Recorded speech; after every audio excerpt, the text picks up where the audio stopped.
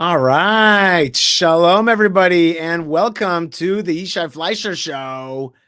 We are broadcasting Baruch Hashem, thank the Lord, live from Judea. And I'm so happy to be with you. It's been a long few weeks. It's been a long day, but we're going live and we'll be going live for the next while. So there's a lot of chance to discuss, to talk, and to review videos and things that happened this week, to talk about the news. And you are invited. We're going live so that you could be part of it. You could be, you can write comments, you could like, you could subscribe, and do it right at the start here. And we're going to get going. So I'm Yishai Fleischer. And already right before, like I went live, you pre-post, saying that you're about to go live. And already some guy named Xavier Gzinkel, I'm the only one here. The ouch you hear is Yishai's ego. And then he writes, is it too late to stop payment on the check you paid for the event at Mar-a-Lago? That's not how you spell Mar-a-Lago, but don't worry about it. No, bro, my ego is fine. I was just getting started. I was a little late. I had to pray the afternoon prayer to the Lord, eat something, and get going. And my ego feels great. And you're making me feel great with all your negativity, because I know that we are broadcasting the light of Israel and the light of Jerusalem. And people like fake name Xavier are just a force of darkness. We're not going to let him deter us. And I'm so excited for all the good folks out there around the world that are going to be joining us. So please join us and please say hi. Please tell us where you're from.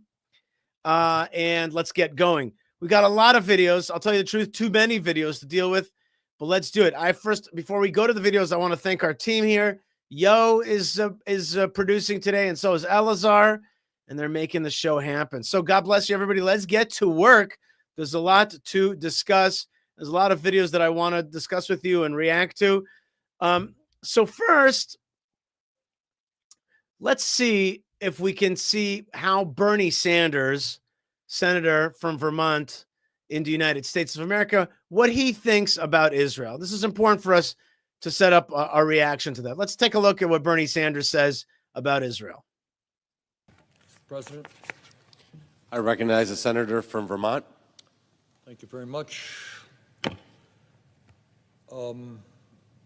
President. I forgot to mention, this guy is ostensibly Jewish, right? Or at least he's born of Jewish parents. I want to say a few words about an issue that people all over the world are thinking about, are appalled by, but for some strange reason gets very little discussion here in the nation's capital or in the halls of Congress. And that is the horrific humanitarian disaster that is unfolding in Gaza. Today marks 68 days and counting since any humanitarian aid was allowed into Gaza. For more than 9 weeks, Israel has blocked all supplies, no food, no water, no medicine, and no fuel. Hundreds of truckloads of life-saving supplies are waiting to enter Gaza, sitting just across the border. All right, so you get the message here. Bernie Sanders is claiming that Israel's starving out the Gazans. There's a genocide happening. The Jews are withholding food from innocent people. They're really bad. I mean, that's really bad. There's just like people out there, and they're just not, children are just not getting food. And that's, of course, the blood libel that the folks on the left who have teamed up with the jihad are promulgating around the world. That's the message that they want to send around the world. Israel is an evil bloodsucker. That is their meme.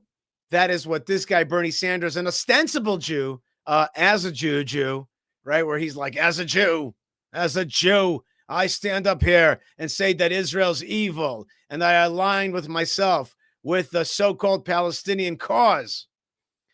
All right. So first thing is check out this video that came out this week. Okay. Here's the video that came out this week. There it is. UN trucks coming into Gaza full of food.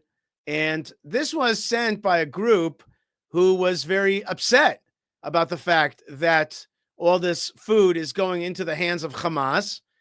And then that Hamas is going to feed their friends and make their non-friends pay or just let them starve and die. And the people that sent this video were like, this is a bad thing. This is a bad thing. We're not supposed to be feeding the folks that want to kill us. We're in a war against Gaza. And we should not be feeding our enemies and certainly not feeding the Hamas. And if there are Arabs that want to get away from Hamas, they should declare that, get away from them and be like, we are not with them. We stand against them. We fight against them. Please feed us because we want to be under your governance and rule. Okay. So Bernie Sanders is out there, lying, right? He's just plain old lying about this starvation that's happening in Gaza. There's plenty of videos of Gazans in the market eating, and there's these trucks. But I'm not trying to what's the word that they use these days? I'm not trying to virtue signal. I'm not trying to virtue signal that, yeah, we're feeding them. Look, we're feeding them. I'm actually not happy about that. I don't think we should be feeding the Gazan population. I don't think we should be feeding the terrorists. I think the Gazan population should separate itself, demand that Egypt opens the border, and that demand that Jordan open its border. Demand of Israel, please give us safe passage to Syria or to Jordan or to Egypt. We don't want Hamas. We'll turn them in. We'll give you any information that we have. And then, of course, those people should be certainly taken care of and fed. But the point is that Bernie Sanders is not a normative Jew. He's not a pro-Israel Jewish person. He uses his Jewishness to strike at Israel. And he is a blood libeler. But what has he really become? What has Bernie Sanders really become? The following video will clear that up for you. And that is actually from the mouth of President Trump. And he's talking about a similar senator, another Jew, or as a Jew, and another senator of the United States, a powerful guy, one that AIPAC used to love, one that calls himself Shomer Israel, the guardian of Israel, but his name is Chuck Schumer. And here is what President Trump thinks of Chuck Schumer. Let's watch this. Democrats have to get their act together. And if they don't vote, then what you're going to do is you're going to have taxes that are going to go through the roof. You're going to have a very bad time. You're going to have some very bad things happen. And people are going to blame the Democrats. And Schumer is a Palestinian as far as I'm concerned. You know, he's become a Palestinian. He used to be Jewish. He's not Jewish anymore. He's a Palestinian. Okay. That is an incredible piece of teaching that President Trump just did. What he's saying is, listen, Schumer, he used to be Jewish, right? He's like from Brooklyn, studied Talmud, you know, he does the AIPAC thing, but he's not one of the Jews. He's quit the Jewish thing because the Jewish people are supposed to protect their own peoplehood, protect their own country, make sure that their country is safe. He's on the other side. He's just an as a Jew. He's actually a Palestinian. And interestingly enough, the word Palestinian there is used as a negative. It's used as a negative. It's used to say as derogatory. He's saying, yeah, this guy, he's turned his back. He's become one of the terrorists, one of the jihadists, one of the Hamas, one of the Qataris, one of the Iranians. And that's what he's saying. He's actually accusing Chuck. Like you wouldn't think it's you know, it might not seem very presidential to you. You would think maybe he shouldn't talk about this. Maybe he should just like leave this to race relations and that kind of stuff. But he says Chuck Schumer is no longer a Jew. And he's saying to us like, hey, look what's happening to your peoplehood. You've got your own peoplehood lining up on the other side. They're now calling for basically the destruction of the Jewish state. Right now, this is an important point. You may think, oh, Yishai, you're exaggerating. But when you're calling, like we saw that video of Bernie Sanders, when you're calling the Jewish state a genocider, what are you basically saying? You're basically saying the Jewish state is not legitimate. Not legitimate. You're illegitimate. And therefore you don't have the legitimacy to exist. Not only like, it's not like if you're going to do this right, then you're going to get back into the zone of legitimacy. No. When you're a blood libeler, you're not trying to find a zone of legitimacy for the people that you're libeling to get back into. You're trying to see them destroyed. And basically, Chuck Schumer has become that person. He's become an anti-Israel, so-called Palestinian. And so has this other senator, Bernie Sanders. Now let's ask a question. How is it that these men who have achieved stature, being a senator is no small achievement or accomplishment. It's a big deal. It's really a serious thing. You're in charge of America, which is the most powerful country in the world. You're a senator. You're there for 6 years. You're chosen by the people. There's only 2 senators in every state. It's a big deal. You ever been to a senator's office? It's amazing.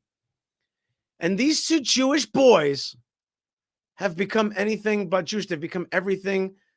They're using their power, their position to strike at the Jewish state. Where does that come from? And here comes President Trump, and he says, there's something wrong here with this guy. And I don't think that he would mind in a sense, if, Rashida Tlaib were making these comments. He's like, but this guy, he used to be Jewish. Now he's Palestinian. And then there's a question mark that's hanging in the room. What happened? What happened to you Jews that you've allowed your leadership to become anti your Jewish state? Why are they out there doing the blood libel against your peoplehood? Where's this coming from? What have they lost? Both of these men, by the way, have studied Judaism. What happened there? And I'd like to hear your answers, your thoughts on that. I'd like to hear their answers to that, like what happened to you. But I really like the answer of President Trump, where he's like, listen, you got to look at this in the face. These people, you can't have them speak at AIPAC events anymore because they're on the other side. They're out there blood libeling you. They're out there trying to destroy you. They've got a different narrative that's going on. That's the word Palestinian, as used in the mouth of Trump, means these guys are promoting the other narrative. They think that this other peoplehood has more rights to your land. They think that your job is to support this other peoplehood, this other narrative on your land. You know that they've terrorized you, but you're justifying that terrorism. So what President Trump is saying is, Chuck Schumer, Bernie Sanders, you guys are promoting the anti-Israel narrative, the replacement narrative. You're on the other side. And I think it behooves us to actually say that out loud and be like, what has happened to our peoplehood? That are great leaders. And I like, sometimes you want to like read about it in history books as though you're looking at it 100 years from now. And you're like, leadership of American Jewry stood against the Jewish state of Israel. They became the enemies of the Jewish state of Israel. They've split off. And instead of being this other sister community, this like second foundation, if you will, for those who know the reference, this other entity that's supposed to give birth to Israel, help support it, has turned against it. And that is definitely a problem that we should look at. And on the one hand, I want to pray for Chuck Schumer and for Bernie Sanders to get back into health, to do tshuva, to do repentance. And on the other hand, I want to also separate myself from them. Like, you are not with us any longer. You cannot use your as a Jew status. You're enemies of the Jewish people. And then I think also about their tombs.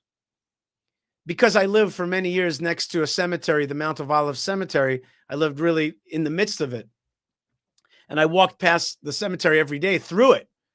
And I learned a lot. It's a little bit like this book that I love called Siddhartha by Hermann Hesse, where at the end, like the 2 wise men, they study the river and they learn from the river and they listen to the river. I listened to the cemetery for many years. And I tell you that who I am today is in many ways, the education that I got at the cemetery has changed me, has shaped me. And you learn that it is important what's going to be on that tombstone of yours, because that's all that's going to be left. And you have a short amount of time in this world to do good, and that's the time that you have, and you do the best that you can. You don't waste time, and you have a very small legacy that you could do is good, and you could be a tzaddik, you could be righteous. And I think to myself, what's going to be on the tombstones of Chuck Schumer and Bernie Sanders? Here lies an as a Jew who gave up on his country, who had a position of power where he could have helped the Jewish people, and by the way, helped the Middle East and the whole region, right? Because a strong Jewish Israel actually means more safety, more peace for this whole region. More trade, more tourism, more education, more medicine, more technology, more spirituality, right? Like, in my opinion, by the way, a healthy Israel, a strong Israel, means more Arabs being happy and healthy in this whole region, and less jihad in this whole region. And so, like, what's on these guys' like tombstones? They lost the way. You lost the way. You became an anti-Israel Jew, and you used your position of power to strike at the Jewish state after its miraculous rebirth. After its miraculous rebirth after 2,000 years. Gosh, like, I wouldn't want that. I would not want to be a person who is thought of as somebody who quit on the Jewish state and failed it at its greatest moment of revival. All right, well, that's some thoughts about those two guys and Trump's usage of Trump's very, I thought very, how should I say, very forward, very, very overt, very on stage presence, where he said these things, where he called Chuck Schumer a Palestinian.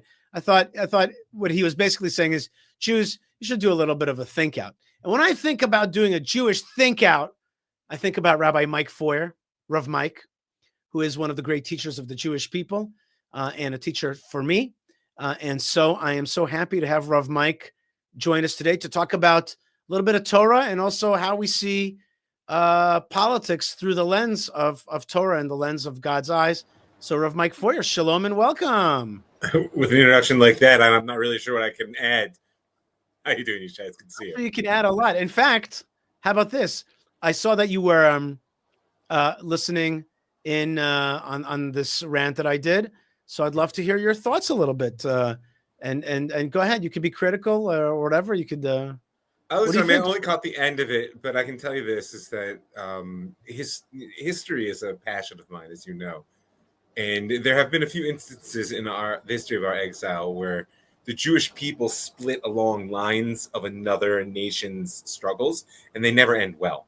I feel that what's happening a lot with American Jewry, and in particular with the prominence that American Jews have taken on the sides of the culture war and the political war, which is an expression of it in many ways, doesn't bode well for the survival of the Jewish people in America. It really feels a lot like it was in Spain right before its collapse, because if people are familiar with the history of Spain, they may know, or they may not, that the Jews were quite deeply involved in bringing Ferdinand and Isabella to power, because they believed that their safety. I did not know that. Oh yes. In fact, they were the marriage brokers for their actual marriage, and they were involved. The Abarbanel, great Rishon and commentator on the Tanakh, was the finance minister for Ferdinand and Isabella. But the Jews also, of course, played a significant role in opposing Ferdinand and Isabella and the rise of the central state. And the Jews began to fight each other in the process of their difference about what would be good news for the Jews. This may sound familiar. And in the end, of course, unfortunately, history may not repeat itself, but it tends to rhyme. It did not end well for anyone in Spain. Well, I mean, actually, not anyone, really. Not the Jews, not the Christians, not the Muslims. So, with due respect to President Trump, of course, he's entitled to his opinions. I don't really need to hear a non-Jewish president chiming in on who's a Jew. I don't necessarily disagree with the analysis you gave. That's not my point. And it's tragic, I think, as you pointed out, that there's a significant portion of American Jewish leadership that has turned on its people for mixed reasons. You can't ignore the fact that some of it is simply. I think, Rav Mike, if I may interrupt you for a second, I think one of the reasons that he said that is that President Trump has shown throughout both of his campaigns, three of his campaigns, he has shown concern for the Jewish vote. And he's Yes. always saying, well, why are you guys voting for these guys? Let me point out what they're doing for you and your people.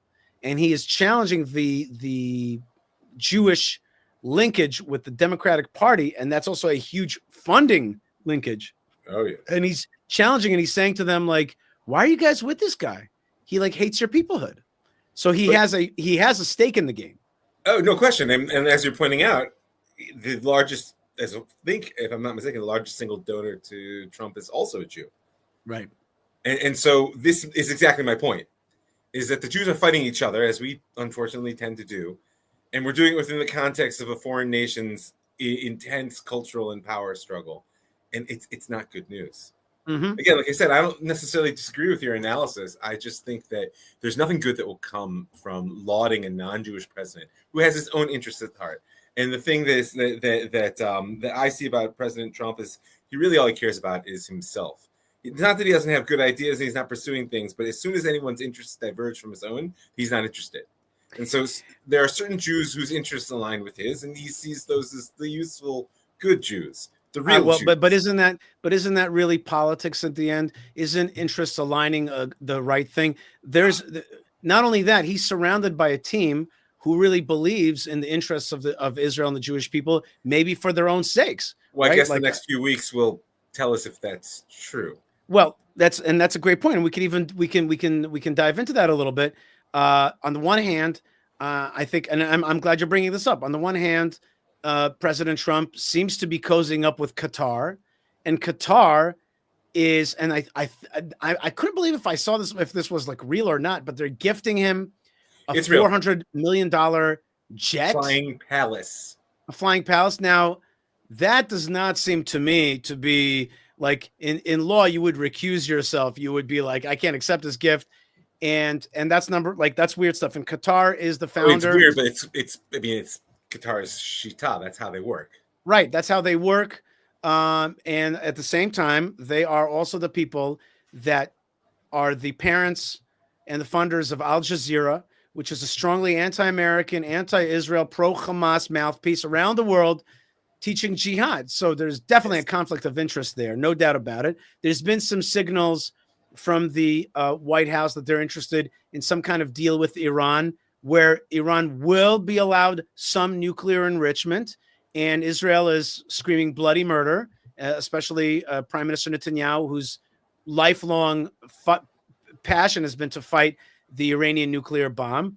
And the White House also seemed to have, and Trump messaged out that he, seems to have stopped the war with Yemen, and Yemen has fired missiles after that stoppage onto Israel. So that's some of the bad markers. On the other hand, Ambassador Huckabee has made it clear that the Trump administration is not turning its back on Israel, and that they're not going to be supporting any kind of things that endanger Israel, and that jihadis, Marco Rubio, Secretary of State, is kicking out jihadis from America, defunding Harvard, and really fighting against anti-Semitism. And there's been a green light of sorts. Well, there's back and forth, a green light of fighting in Gaza, destroying the Hamas. And some messages say, no, maybe this is America may not want you to fight Hamas right now. I've heard that also. I must say to you that with this back and forth and what you term a kind of self-interested Trump, I actually think that the blame lies much more with Israel. President Trump is indeed a deal maker. I'll make it not just as a blame thing. I'll make it as a sharp point. I'd love for you to comment on it. President Trump, you call him self-interested, but I would call him, I think he does care about America. And I think that he is a deal maker by his own admission. He says to Israel, destroy the jihad. Destroy Gaza. Take it over. I'll rule it for now. Don't worry about it. Take care of business. Here's my vision. And he says, green light. As in, I'm willing to make a deal. Israel says, no deal, because we're not quite ready for whatever reason. We're not quite ready to destroy Gaza. We're not ready to evict jihadis. We're not ready for forcing a situation of voluntary immigration. We're not going to do that. We're going to stay rather slow and put. And so the deal maker says the other side doesn't want a deal. I'm going to go to a side who does want a deal. I offered them a deal. They didn't want the deal. I'm not going to force them. What am I going to force Israel to destroy the jihad? They don't want to do it. And when President Trump first said these things, my wife and I, and my mom, we were like, and many of my friends were like, there's no way. Oops, what happened here? There's no way that Netanyahu is going to be able to match. There's no way that Netanyahu is going to be able to match the speed and pace of the deal that Trump wants. He's not going to do it. He's just not going to do it. And Trump is going to be disappointed in Netanyahu. That's the way it's going to be. He's going to disappoint him. And so therefore he says, forget it. What do you think? I think it's a fair analysis.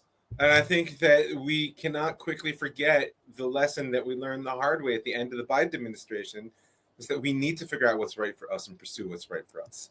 I think that the difference, as far as I can tell, between the Trump administration and the Biden administration, which is what I hear you saying, is that Trump may or may not like that, but he'll respect it.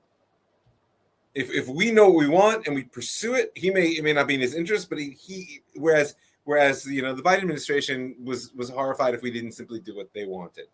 And yeah, I agree with you that Prime Minister Netanyahu is an incredible politician. He's not such a powerful leader. And so therefore he has a hard time, I think you said, responding at speed, marshaling, and he doesn't marshal public opinion anymore.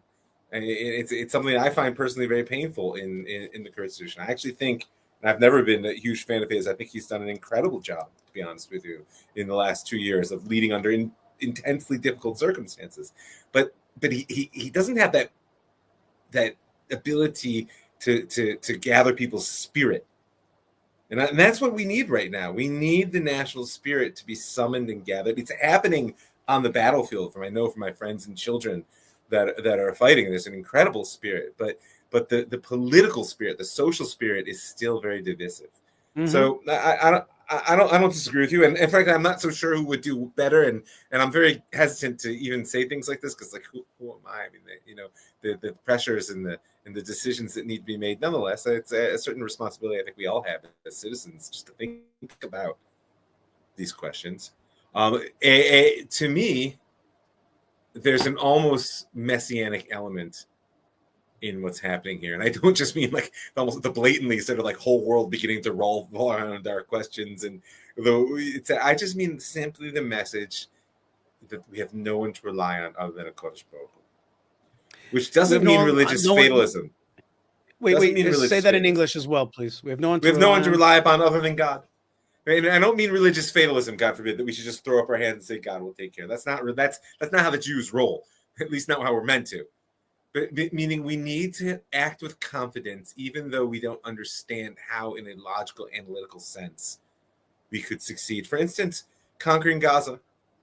One of the reasons that Prime Minister Netanyahu couldn't respond at speed to that opportunity is because even within his coalition, which is the most right-wing nationalist coalition that we've seen, there's a dis-ease around, military rule.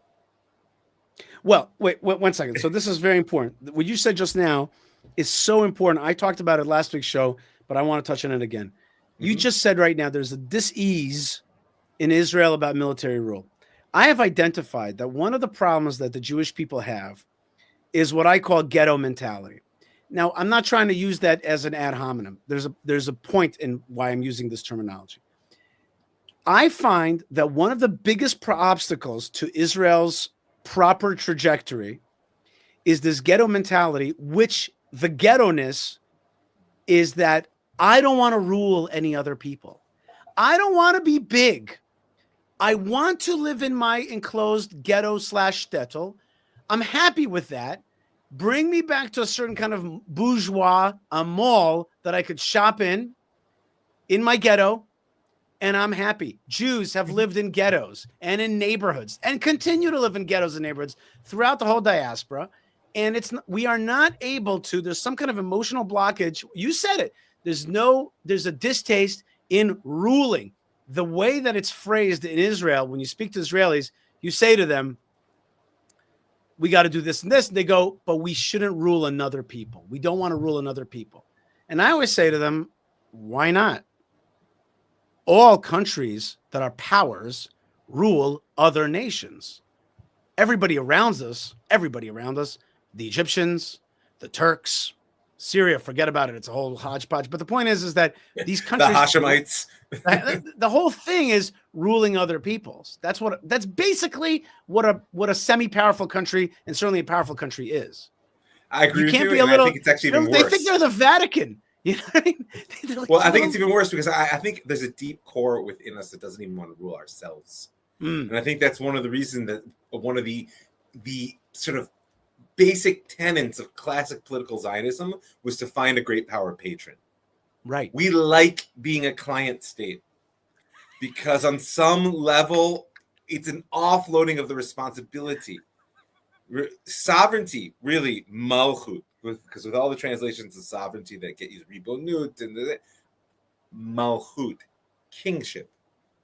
Kingship is our destiny. And you know, as a great lover of science fiction and fantasy, which to me is second only to our holy books and its importance, right? You have to remember that if you avoid your destiny, it doesn't end well. We're living in a time where, you know, I did make a foundation reference because I saw you hanging out. And I caught the second foundation. I did that for you. I was listening to you. I appreciate it. I'm maybe in Yavin, as we say. You know, so you know, the sages say that there are a few questions that you'll get asked, you know, before the holy throne when you leave this world. One of them is tzipit liyeshua, right? It doesn't mean did you translate look. It doesn't just mean did you look toward redemption that's coming. It's an activist expectation. Did you make an effort to see how the words of the prophets are being fulfilled in your day? Mm-hmm. But you know why people don't do that? Because it creates an enormous responsibility. I feel it all the time. It's cool. Wait a minute. If I really believe that we're living in a time that countless generations of Jews struggled and lived and died and prayed and that the prophets foresaw, you can't just go to them all.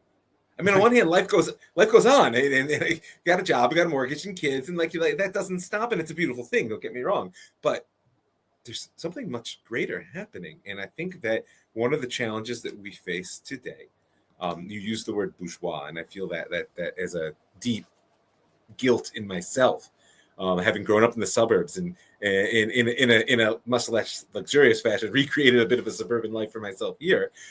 But there is a demand because there's a moral dilemma. If you can do something, does that mean that you must? We have a capacity not just to rule, but to put in order. Right. There's so much suffering all around us. And okay, yes, we've had a hand in the mess that's around us too, because we're not perfect and we've had a pretty rough return home. It's not like we were welcomed with open arms, nor were we fleeing an easy situation. But I don't really care whose fault it is. We have a power to take responsibility for it. You know, I've been very moved by what Israel's been doing for the Druze in southern Syria, but it's an exception to the way we normally act. And I wonder why. One of the reasons why, if people aren't familiar, is just there's been an incredible sense, a direct message in military strikes and medical supplies, etc. A message to the Syrian regime: you're not going to slaughter these people on our watch.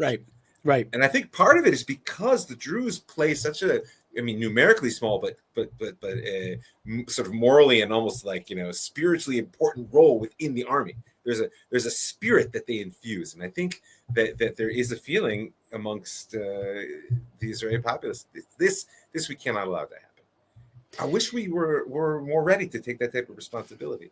I think then our country would be more willing to say, and you know what, Gaza's a mess, and let's face it, they'll be better off if we kill every Hamasik. And yeah, it's going to be brutal and rough, but when our soldiers can walk the streets of Gaza without having to wear, you know, full combat gear, everyone will be better off except the jihad. Exactly. The world will be a better place. Let me play a video for you. Sure. And then let's do a little bit of Torah. Oh, wow.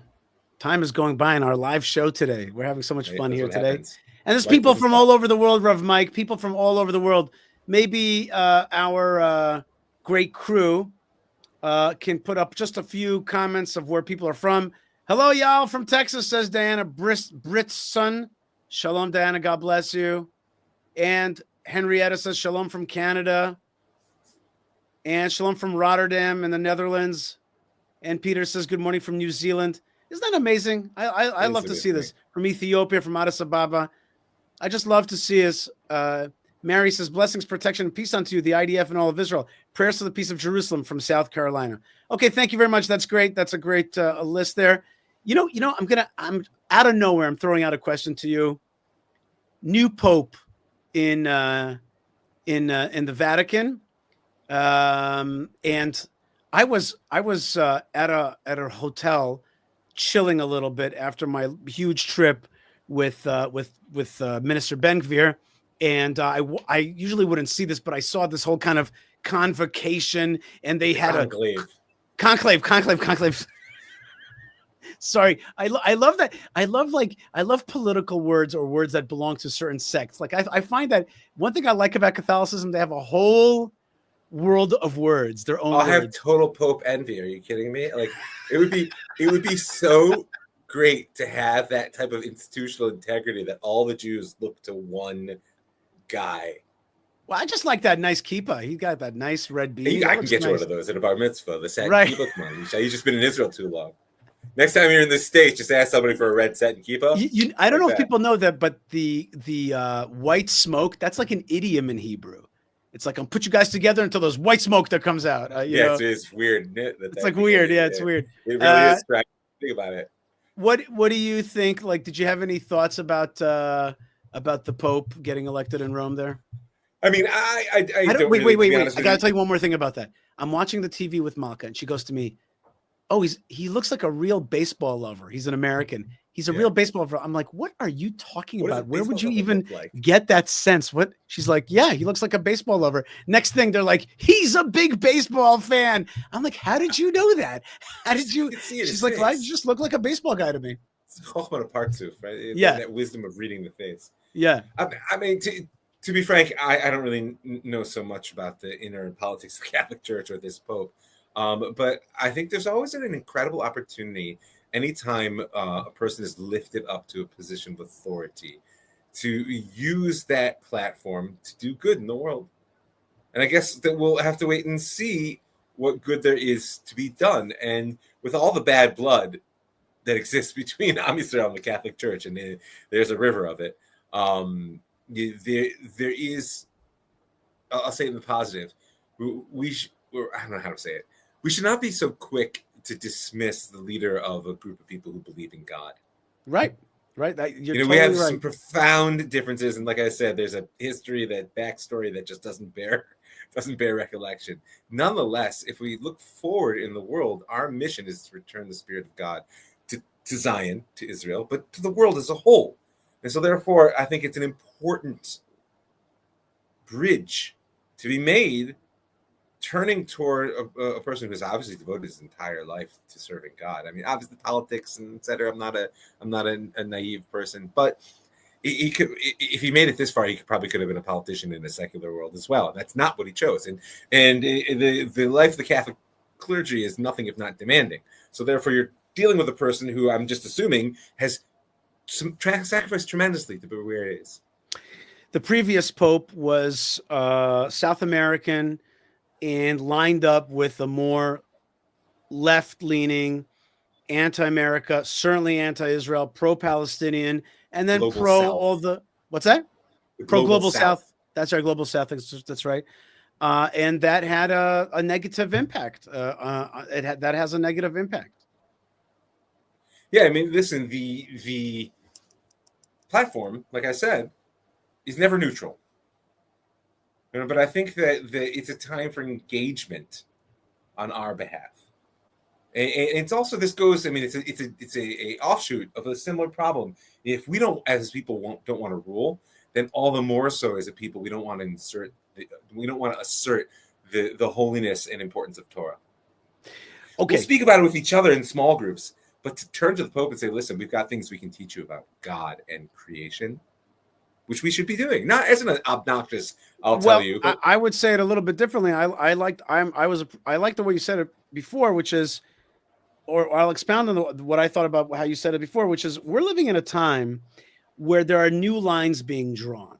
If in previous eras, Christian and Jew was a very stark line, today, if you're theological, if you're theologically inclined, if you're God inclined, Theologically inclined. right, then you're on one It's a great side. phrase. If you're biblically inclined, you're on one side. And I feel today that in many ways I can talk to a group of people who are theologically inclined easier than I could talk to somebody who is not theologically inclined. I think that's often true, and it cuts across, as you're pointing out, Jews, Christians, Muslims. Yeah, I do. I agree with you 100%. And with all the combat we have with the jihad, in the end of the day, Islam, I think, is going to bring us together with the Arab and Islamic world. Oh, wow. That is so funny. Check this out. I think I have a video just about that. I hope I can find it. 1 second. I want to, here it is. Check this out. Sure. The Muslim Brotherhood is not a charity group. They are not moderate Islamists. They are a machine of manipulation, wrapped in religious language, hiding behind mosques and microphones, while pushing an agenda of control, chaos, and collapse. Since their founding in 1928, they've had one goal: infiltrate, not to guide, not to teach, but to infiltrate governments, hijack revolutions, and turn nations into breeding grounds for their ideology. They speak of Islam, but they don't represent Islam. They twist the words of God to serve their politics. From Egypt to Tunisia to Sudan, every time they gained power, they left destruction in their wake. Division, extremism, economic ruin. They didn't fail because they were oppressed. They failed because their model is built to destroy, not build. But now, finally, one Arab country said enough. The UAE saw through the mask, while others flirted with the Brotherhood, gave them platforms, hosted their leaders. The UAE banned them, exposed them, called them for what they are, a threat. And that wasn't just politics, it was survival. Because the Brotherhood doesn't just want power, they want to erase every model that proves you can be Arab, Muslim, modern, and successful without them. It's time the Arab world wakes up. You don't need a group that wraps itself in verses while stabbing your future. Real Islam doesn't need a spokesman. And real reform doesn't come from those who traffic in fear and division. And to the West, wake up. You think they're your bridge to the Muslim world? They're building bridges to burn them. They play victim in your media and mastermind in the shadows. Stop funding them. Stop legitimizing them. You're not empowering moderates. You're strengthening extremists in suits. The Muslim Brotherhood isn't just an old idea. It's a present danger. But the tide is turning, and the UAE is leading the charge, not just for itself, but for every Arab nation that refuses to bow down to blackmail in the name of religion. It's not just a political fight. It's a cultural, moral, and a spiritual one. And it's time we call the enemy by name. I could watch that video like 2 more times just to understand all the concepts that he laid out there. And I mean, first thing is, this guy's handsome. This guy's an Arab. He's wearing the traditional clothes. He's obviously a Muslim. Sharp, obviously. Super, just fabulous. And he lays it out. And then even within this video is a knock on the West being like, you guys are building bridges with these guys. These guys want to burn these bridges. They want to burn the bridges with you on them. And like, whoa. And like, I mean, I love this age that we don't pussyfoot around. We're not like dancing around. Here's a guy. He's like, listen, West, that's what the jihad's about. They want to destroy it. They don't represent Islam or the Arab peoples or the vision we see it. And we, the UAE, are tackling them. You should too. I think that the Islamic world has its own reckoning that it needs to come to. And you asked me about the Pope, and we mentioned the backstory of Catholicism, etc. It's important to remember that Christianity has undergone enormous internal revolutions to grapple with the advent of modernity, to grapple with the existence of other religious traditions, to grapple with just the change of history. As far as I can tell, Islam has yet to do this. And it could be that this gentleman in the UAE, that this is really part of it. You can identify others and voices, and I'm certainly not an expert in Islam, but there's an internal reckoning that needs to happen. And I think that we as people, again, we could play a very important role in that, because there's only one country in the Middle East where a Muslim is free to say what they want about Islam. and we're both sitting in it right now. That's right. And I'm not UAE saying that we need to just foster only critics, but that there needs to be a new form of dialogue happening. Well, there's that movie. There's that film, the little clip that I just showed you. I thought it was very powerful. That's the UAE. And I think there's also an effort like that, I think, in Saudi Arabia under Mohammed bin Salman, MBS. And I think there's definitely an effort to start cleaning up their act. I think that there are some elements in the Arab world that are tired of this. And I want to be clear on my point is that what I would like to see is a deeper faith come out. I'm not looking for a watering down of faith and a loss of connection to God. I mean, there's tremendous richness and beauty in Islam that needs to be uncovered from the violence and the manipulation. I think the word he uses a few times is very important. It's manipulation, because religion is an incredibly powerful tool. And considering the difficult colonial history between the West and the Islamic Arab world, it's almost easy to play both ends of that, to stir the peoples of the Middle East up and to stir up the guilt in Europe and the United States.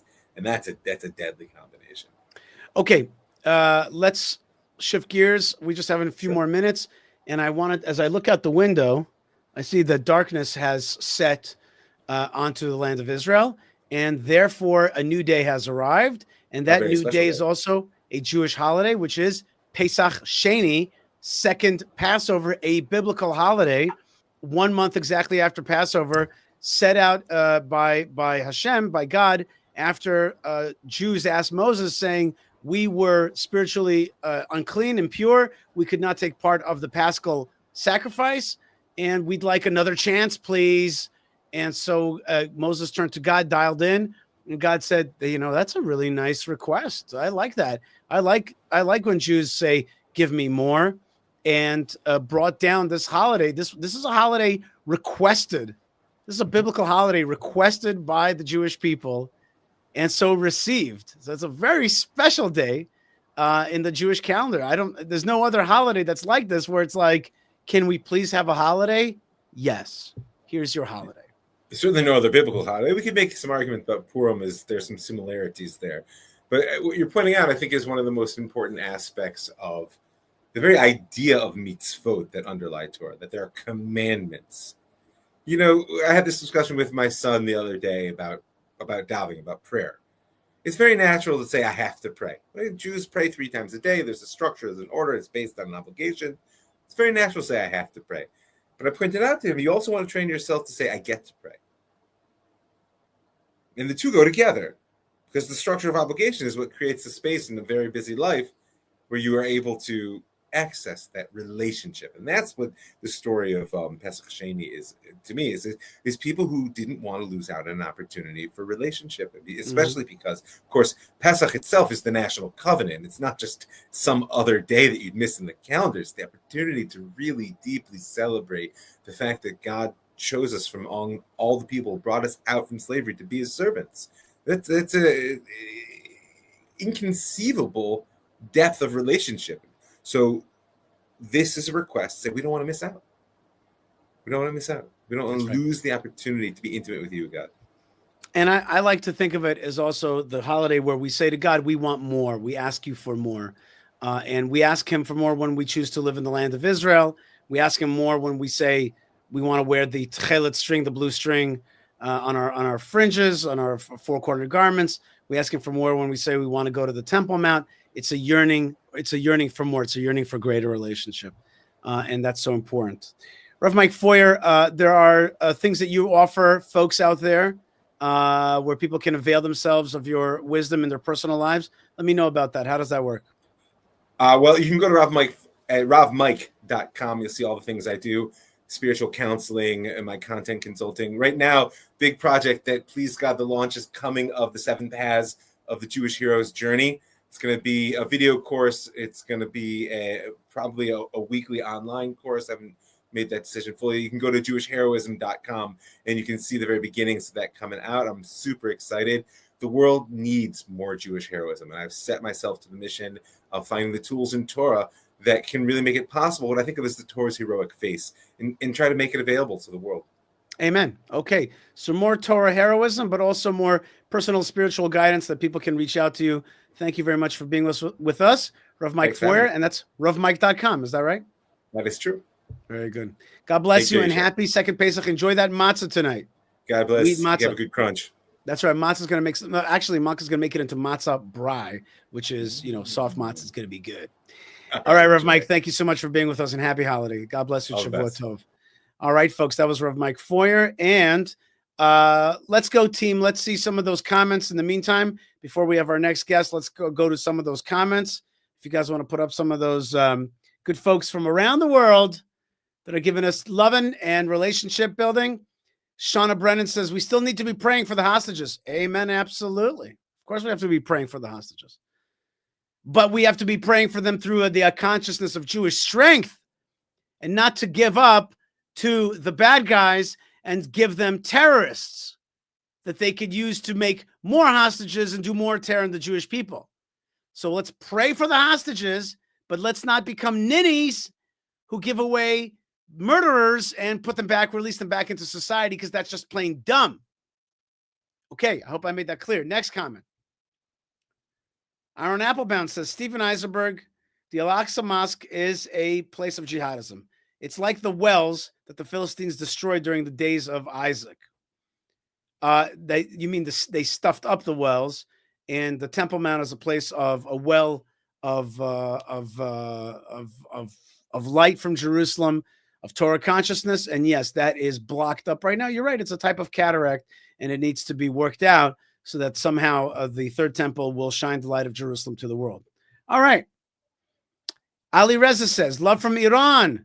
Iranian people love Israel and welcome Jews after the regime change. I just want to pray for the good people of Iran, and they need liberation. That's why I call Israel Liberation Nation.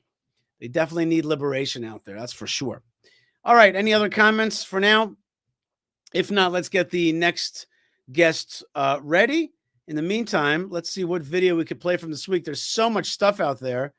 Wow. I don't even know what to, what should I do? What should I put up there? Wow. Well, let's watch this short little video. Oh, I should have had this with Rav Mike. Check out this video here. This is two Americans singing the new Kanye West, or Yee, his new song. And here they are singing it and doing karaoke to it or mouthing it. Here's how it goes.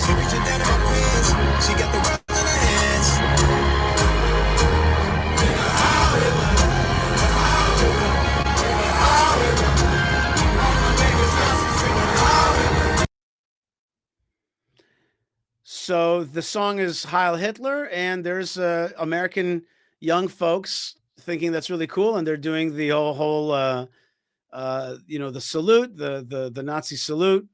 And this is not like a confused Nazi salute. This is it. This is the stuff. And the problem with Kanye West is, the real problem with Kanye West is that Kanye West is cool. You could disagree. You could say Kanye West is not cool. The fact is he is cool. He's cool to millions of people. And when I was in a campus in Florida called Florida State University, FSU, I spoke to Jews there, and the Jews told me that the number one thing that changed their life on campus was when Kanye West came out with this anti-Semitism, because suddenly anti-Semitism was cool. And that's the problem with Kanye. He is a guy who makes anti-Semitism cool. He makes cool songs about anti-Semitism, and he is a very dangerous coolness. Is really the new way of saying legitimacy. Sadly, my beloved Jewish state does not know that. It does not know that coolness is legitimacy, and therefore they're not always working on coolness. We should always be working on coolness. And if we don't, then we're going to be outcooled. And that's the problem. We are being outcooled right now by the Palestinian narrative and by Kanye West. He just made a song that made Heil Hitler cool. That's a problem.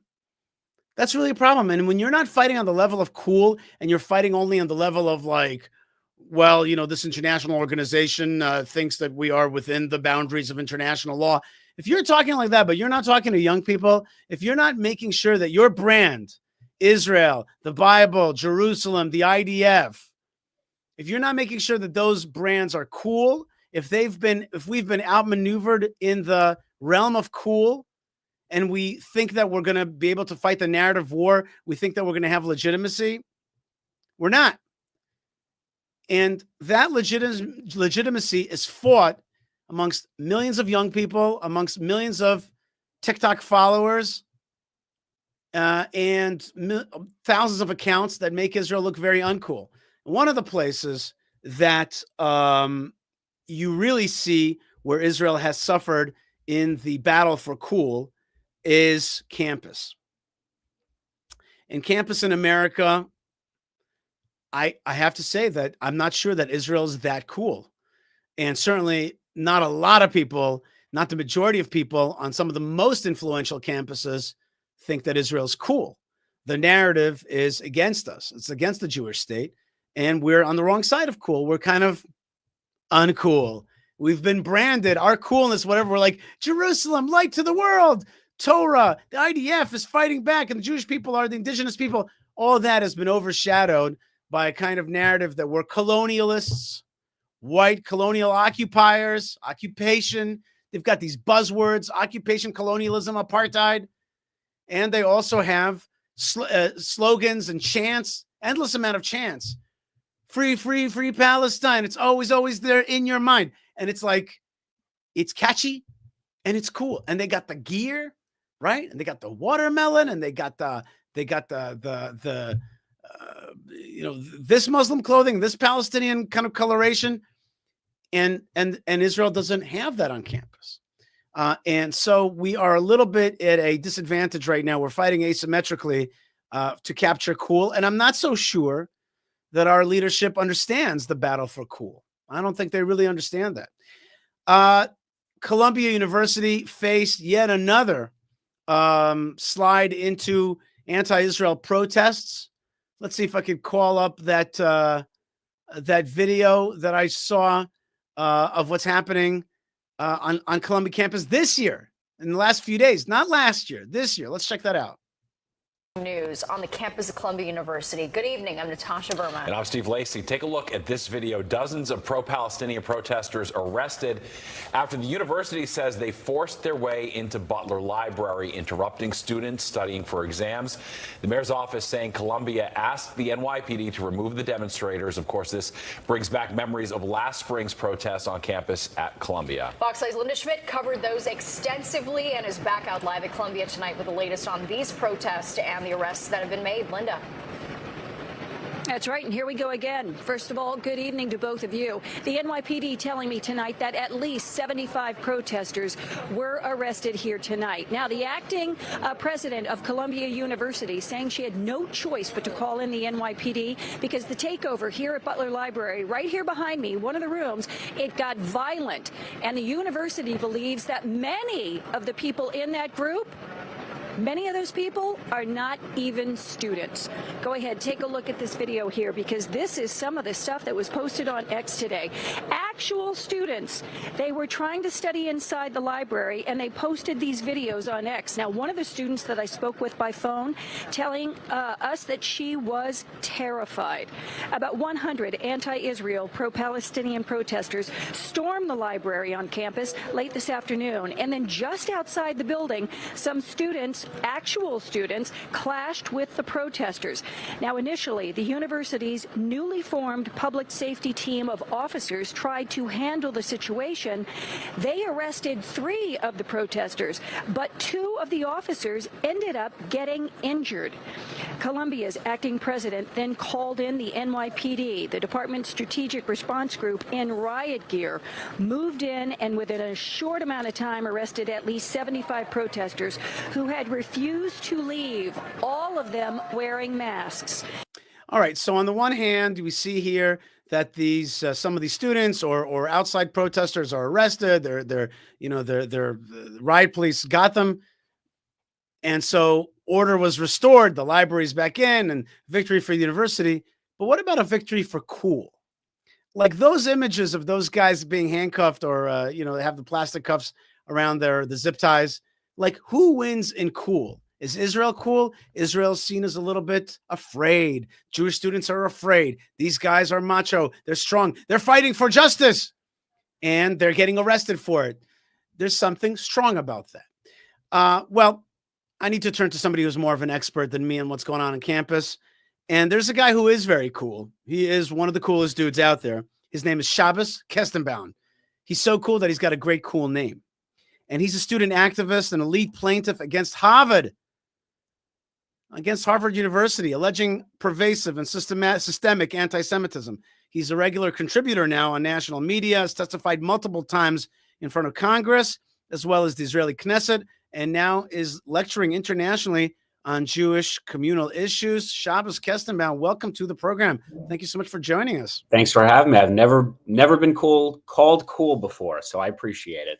Well, you're what we got out there on campus, and you are cool, and you are also you're putting the fight to them. And there's a big J-Post article that I read about what's going on at Harvard, and Harvard has just released reports, a long, over 300-page report about the systemic anti-Semitism and anti-Israelism on campus. By the way, at the very same time, they also released a report about anti-Islam or Islamophobia on campus, just to make it all equal and politically correct. Shabbos, give us a little bit of a picture. Go back a little bit. Give us a picture of what it was like for you last year, why you decided to sue, and then afterwards, let's get fast forward to what's going on today. Sure. I mean, first of all, I will go to the anti-Semitism task force because, as you quite rightly articulated, it does not just detail anti-Semitism from October 7th onward. It details the systemic and pervasive nature of anti-Semitism going back decades. So one of the very first paragraphs talks about a student goes up to their professor at the Harvard Kennedy School and says, "Professor, you paired me up with a study partner who's Israeli, and I don't study with Israelis." And the professor says, "You're right. I'm so sorry. I did not mean for you to study with an oppressor." This was happening before October 7th.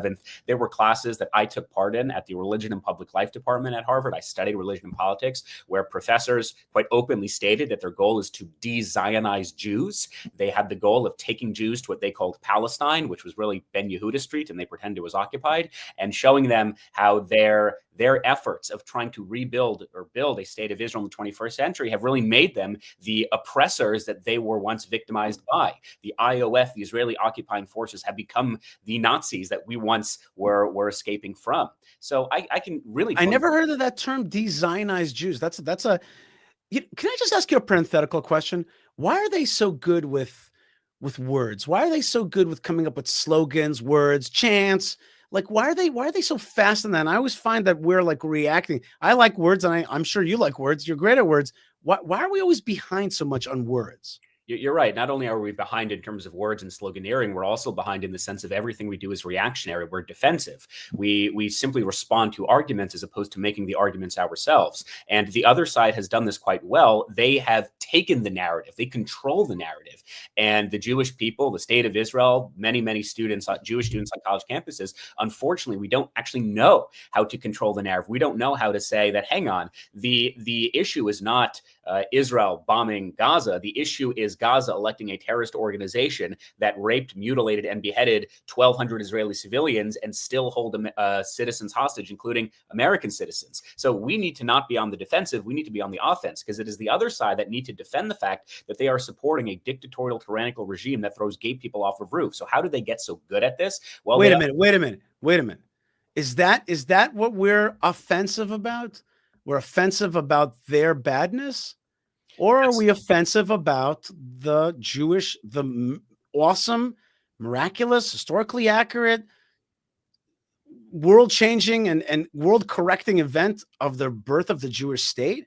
Like, wouldn't that be better if is it all about fighting the bad guys, or is it about proclaiming the awesomeness of what is the rebirth of Israel?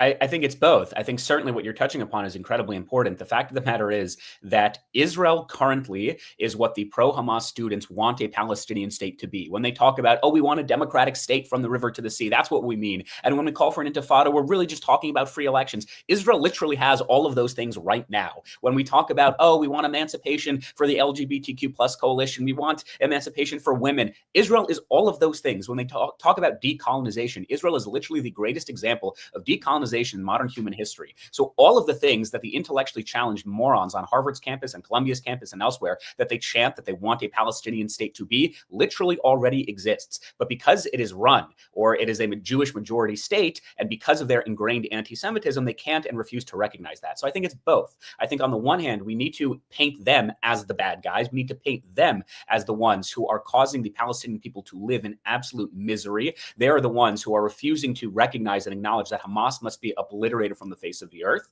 And on the other hand, as you were just saying, absolutely, we have to talk about Israel is a light onto the nations. Israel, if you're an environmentalist, Israel recycles upwards of 90% of all of their water. If you're an LGBTQ plus activist, well, I think the former speaker of the Knesset was part of that community. I mean, Current speaker.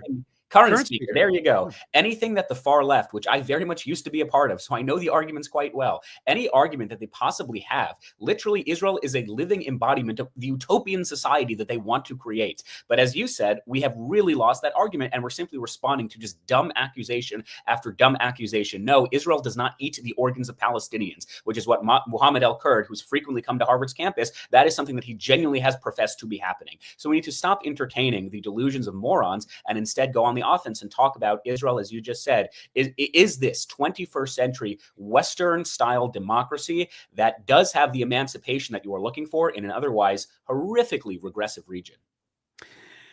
Do you really believe that when they say that they want those things, that that's what they want? Or is it just all the stuff that postures well vis-a-vis the West?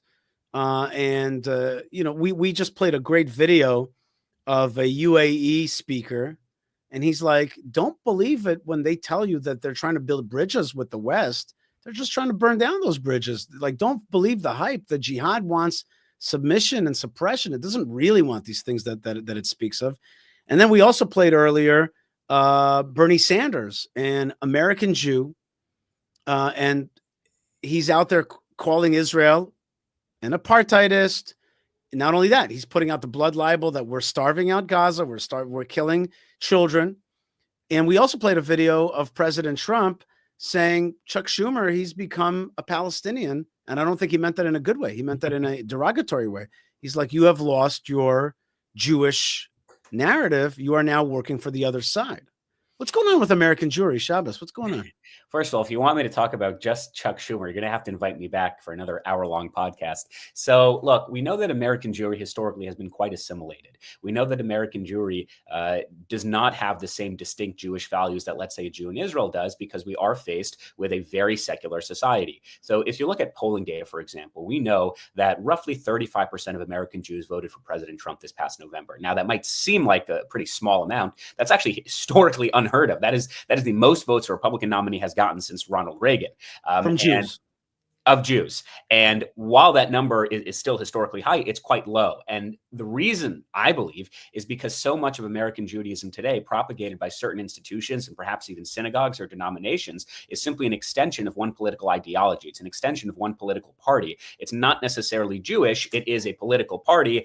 And then they have sloganeering to sort of attract or mainstream themselves as a Jewish organization as well. So I do believe that assimilation and secularism have really damaged our community. I think the fact that we had horrific levels of anti-Semitism, we have the state of Israel really facing its greatest existential crisis, arguably since the 1948 War of Independence, and still we could only get 35% of the American Jewish community to recognize that that might be a priority right now, that while, yes, we may agree about combating climate change or a woman's right to choose or legal pathways for illegal immigrants, at the end of the day, we can't talk about those issues issues if we are dead. We can't talk about those issues if at the time there were 7 American hostages still being held in Gaza. We can't talk about those issues if Jewish students are quite literally being physically assaulted on their campuses or on the subways of New York or the streets of LA. So I do think we have our work cut out for us. I think is Judaism in Israel cool right now? Would you say, if you're on campus right now, first thing, like, what happened to Harvard, that Harvard became this place that's rated at the very bottom of freedom of speech? Like, what happened there? That's like weird to me. It's like, well, this is supposed to be like a great institution. I was thinking about you. I was like, when he received that letter saying that he got accepted to Harvard, that must have been one of the happiest days of your life, right? Yeah. It must have been you must have been like, yes, all that work that I did, all the stuff like that is paid. And now I'm going to this great place of higher learning. I'm going to get a great education, meet the best people, and have an amazing career and do great things for myself and for the nation, for America, and for the Jewish people, for Israel. Yeah. Like, I'll tell you a quick anecdote. I actually found out that I was accepted into Harvard when I was going to Auschwitz that morning. And I sort of told my dad, because I had this weird emotional roller coaster. On the one hand, this is a really great day for me. But on the other hand, I'm going to a place, of course, where Jews have been at their lowest, arguably in Jewish history. And my dad actually called me later that night and he says, if anything, it was meant to be that you were going to be in Auschwitz that day, because 80 years ago, the Jewish people were facing one type of circumstance, and 80 years later, look where we are now. So if anything, it was quite moving. But what I will say in terms of the practical political consequences, it is ludicrous. It is a joke, and everyone knows it. Harvard University is currently suing the Trump administration because, among other arguments, they are saying that the Trump administration cutting $4 billion out of the $9 billion that Harvard gets in federal grants. And by the way, Harvard has a $54 billion endowment, which is larger than most countries' GDP. Harvard is seriously arguing that is stifling their free speech. The reason this is a ludicrous argument is because the Foundation for Individual Rights and Expressions, FIRE, which is an American NGO, they ranked about 3 or 4 years ago 248 American universities as to how well did they promote free speech, did they protect the First Amendment, did they encourage intellectual discourse and even controversial ideas. And out of 248 American universities, Harvard was ranked 248th. And by the way, FIRE redid their rankings about 2 years ago. They now did 251 universities, and Harvard was ranked 251st. They actually fell down some slots. So the idea that Jewish students are attacking free speech, leaving aside the fact that your listeners can read our lawsuit, it's publicly available online, almost everything we allege has to do with criminality and not speech. Leaving that argument aside, the idea that Jewish students are attacking free speech, when the reality is the worst institutions for free speech are colleges. How does an organization like Harvard, how does a university like Harvard be like, how did they get away with that? How do they like look themselves in the mirror? How does that happen that you're like, yeah, we're ranked at the bottom of freedom of speech? Like, what's that about? That's the $54 billion question, literally. I think this underscores how elitist and out of touch these institutions have become. And people have to keep in mind, the argument today on the far left, at least in the United States, is that Donald Trump is attacking institutions of higher learning. He's attacking these institutions. The reality is there are roughly 6,000 universities in the United States of America. Your listeners can fact check me. It's at least 6,000. He is attacking maybe 7. Maybe, I think 8 if you include like Brown, which he threatened to cut some of their funding. He's not attacking institutions of higher learning because guess what? There are great colleges in this country. University of Austin, which is Barry Weiss's new initiative, Texas A&M, Georgia Tech, University of Michigan, Maryland, Binghamton. There are great colleges. What President Trump is saying, I am going to target the colleges or the universities that have so egregiously violated the civil rights of Jewish students, that have so egregiously stifled free expression and dissent. At Harvard University alone, 97% of the faculty identify as liberal. And I can compare my progressive credentials to you, which I know isn't saying much, or to most people any day of the week. I'm kind of a liberal. It is not good when 97% of the staff, of the faculty at an institution, arguably the most important one, is teaching one narrative, one philosophy. That's actually illiberal. That's actually exactly. illiberal. And that's what I said at the Republican convention. I said my contention with Harvard is not its liberalism, it's its illiberalism. It's telling students not how to think, but what to think. And the president is making this argument. You can teach what you would want, what you would like. But the fact that you demand $800 million in annual subsidies from the American taxpayer, the fact that you demand $9 billion in federal contracts, that is ludicrous. You are not entitled to anything. And that money can really go to some good work for other institutions of higher learning that could really use the money. Shabbos, what does it say though about the United States if Harvard is infiltrated with this one ideology, with anti-Israelism, with Palestinianism, with anti-Semitism, with systemic anti-Semitism, that students feel bullied. I mean, what is that really saying? Because again, this is the flagship. This is the leadership of America. These are your next senators, right? This is the next leadership of the United States. Like, what is it saying to us about America, about the future of America? Like, okay, you're saying it's only 7, but it's the big 7. Yeah. Well, what's the future?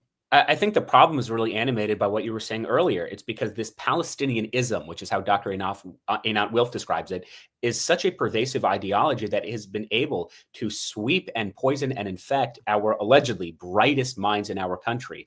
And if Harvard can fall, if Columbia can fall, if UCLA and Yale, if all these institutions can fall, and these are meant to be, at least on paper, intelligent, thoughtful, well-educated individuals, then Kal v'chomer, how much more so people who are more susceptible to conspiracy theories, people who are more susceptible to anti-American narratives, they will also be swept up into this craziness. And by the way, our ideological adversaries know this. That is why the Chinese Communist Party is pushing TikTok down the throats of young people. This is why Qatar and Russia and China and Saudi Arabia are funneling billions of dollars into our institutions of higher learning, because they know what Hitler said 80 years ago. Those who control, I'm going to paraphrase because I don't actually remember the exact quote, but those who control the mind of the youth control the future. Our ideological adversaries know this. They know how important young people are in this country. The Palestinian people know this. Qatar knows this. China knows this. Russia knows this. And it's about time that if we really want to insist on our American values, if we want to insist on our liberal democracy and of the state of Israel and all that it represents, we have to get just as aggressive as they are. Now, I'll make this one last point because, sorry, I give long answers. Israel, as you talk about extensively, and you're absolutely right, is a powerhouse of talent, of just immense minds coming together to solve some of the world's toughest issues. There are great universities in the state of Israel.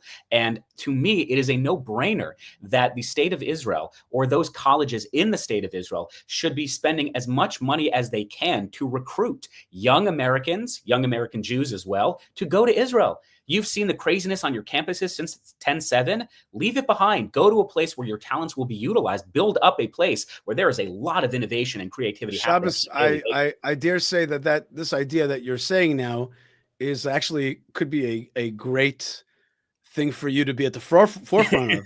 No, really, you would be a great, come out here, do a MA, PhD, whatever, and you could be a great spokesman for that to bring American students to Israel. And I agree with you. What an opportunity. By the way, and I'll talk about this later on the show, one of the things that I think Israel underutilizes is medicine. The truth is that Israel is a powerhouse of medicine and should be having not just medical schools for Israelis, which we do, but not enough spaces, but make giant medical schools where we're inviting the world to come study here. You can choose, let's compete with Bologna and with Jamaica and with Budapest for those international students. We could bring people here to study medicine, maybe make it a little bit cheaper, and at the same time have that great tradition of Jewish medicine. So we got to push that, and I actually think that could be the next big Israel brand, which is a place of higher education. Come here and study. Come here and study different things. And I agree with you. We do have great institutions here, but we got to promote that to the world. And for example, I work in the town of Hebron. Our sister city is Kiryat Arba. One of its cottage industries is education. People from all over the country come to our yeshivas and other schools there because they're great schools, because the type of people that live there are ideological. They make great teachers. And so therefore there's great institutions. People come from all over. I think people can come from all over the world to study in Israel. What do you think? And by the way, just in the last few days, Joe and Mindy Gray gave a $125 million donation to Tel Aviv University's medical school. Wow. And again, that is exactly what needs to happen. It's not enough for people to say, I'm not going to donate to Columbia, because that's obvious. I think anyone who's donating money to Columbia University, to quote our president, should have their head examined. I mean, you're funneling anti-Americanism and political indoctrination. So it's not enough to just not give money to certain places, but give it somewhere else. Daniel Loeb, for example, who's the philanthropist extraordinaire, not only has he stopped giving money to Columbia University, he's redirected the money to Yeshiva University, saying, I want people to have strong Jewish foundations, have a Jewish education. So too, Joe Gray said, it's not enough that I'm not going to donate to anti-American institutions. I want to build up other institutions like Tel Aviv University's medical school. So that's something that I definitely would want to help amplify as much as possible, because young people need to know there are great colleges and universities out there, and they're not just called Harvard, Penn, and Columbia. The podcaster Ben Kentish asked questions of a Columbia student. Let's watch this together. Has a right to exist. I believe Palestinians have a right to equal rights. I believe Palestinians have a right to return to their homelands. Since 75 years ago, Palestinians have been systematically forced out of their homes. And do you think Israel has a right to exist? I'm so sorry. I have a longer answer to this question. Okay, but it didn't. With respect, it didn't sound like you were answering. I appreciate that you believe that. It's a longer answer because it's a more complicated question. Go on.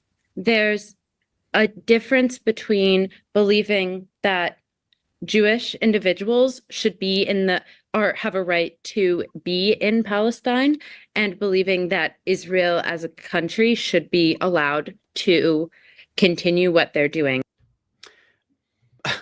Bottom line is that you could guess that this young lady was unable to at every point say that Israel has a right to exist.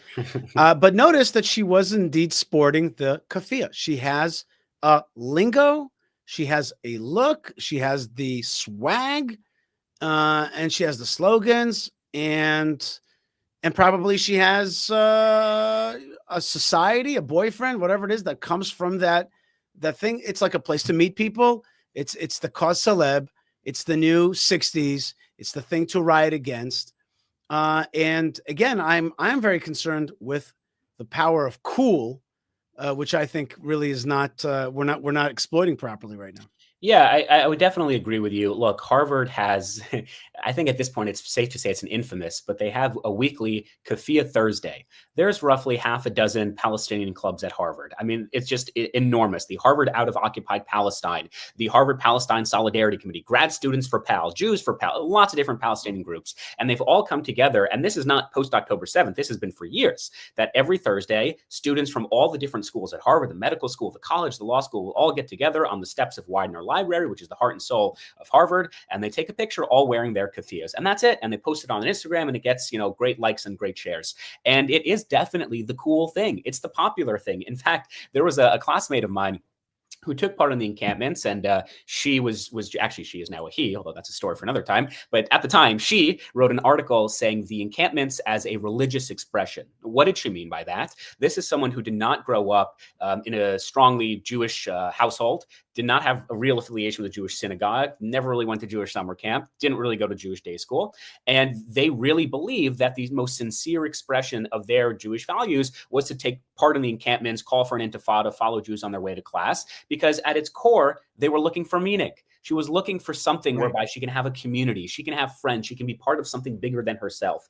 And the Palestinian cause on campus have been able to do that masterfully. They've been able to take individuals who are looking for other things to fill that void, and they're able to say that it's Palestine, it's Palestinianism that fills that void. And the Jewish community, and in particular Jewish groups on campus, for many reasons, we haven't really been able to adopt that as well. We haven't been able to say, well, it's kind of cool and it's kind of meaningful to also be part of the greatest decolonization effort in human history. Right. And whether it's wearing a kippah, I mean, I don't know if that really excites people, but we have to do something tangible that shows young people that the meaning that they are looking for, the movement they are looking for, it already exists, and that's Israel, and you should get involved. Malka, my wife, showed me a great video about a young lady explaining how today some of the brands, the consumer brands, are cultish-like, and that when you buy into that brand, you're buying into a society. There's a great pleasure that you get from getting that new Stanley Cup, or that, or the new tote bag or whatever it is, and there's like a whole, like, people stand in line, and the analysis is that people with the shrinking of religion as a place that you find meaning and purpose in this world, the brand replaces that, and your sacrifice is the great cost that you're paying for, the ridiculous cost that you're paying for the Stanley Cup or for the new bag, but it gives your life purpose and meaning. It's very sad. It's kind of pathetic, but what you're describing in Palestinianism is also that it's community, it's moral superiority, which is something that young people at Harvard desperately crave, right? I am smarter than you. I'm a gift to the world, and therefore I am also a moral gift to the world. Now I'm teaching to you what is contra common sense, but because I'm smarter, I'm able to gift it to you because I'm morally superior, virtue signaling, etc. Israel has not been able to create a brand around itself at this time anyway, which is cool. And that you wanted to be part of that brand. It's not like that. Yeah, I think there are 2 points here. One is the larger point, which is religion, and in particular the Hebrew Bible, was really a foundation of Western civilization. It really guided and centered our social fabric and our sense of morality. And with the eroding of religious values, and again, in particular, the Hebrew biblical values, we've sort of seen lots of different things try to replace it. It's consumerism, it's materialism, it's Palestinianism, all of these different types of isms. But now we're sort of grounded in this moral relativism as opposed to biblical traditions. And we're seeing the consequences of it now, where young people genuinely believe that the moral cause is to identify not merely with the Palestinians, but to also identify with the struggle of Palestinian resistance. And if one needs to blow up a nightclub or blow up hospitals or blow up nursing homes, then fine, that is simply the cost of decolonization, which is why, by the way, in the United States, Luigi Mangione, who was the Penn graduate who shot to death Brian Thompson, the United Healthcare CEO, in broad daylight, he was condemned by all age demographics in the United States, resoundingly, with one noted exception, and that was young people aged 18 to 26. Why? Wow. Because we had been fed on our campuses, and even younger than that. I mean, the House Education Committee the House Committee on Education and the Workforce had a hearing on K through 12 anti-Semitism, and it found this isn't just a campus problem. This is being indoctrinated as early as 3rd and 2nd grade. Why? Because we as young people on our campuses and our high schools are being taught that the entire world can be classified into 2 categories. You're the oppressor or the oppressed. Jews, certainly American Jews, have the misfortune of being mischaracterized as white. So whether it was 4 babies or 40,000 babies beheaded on October 7th, it really doesn't matter because, as my classmates will tell you, as they've told me, resistance is justified when people are occupied. Luigi Mangione was some victim of this non-tangible system.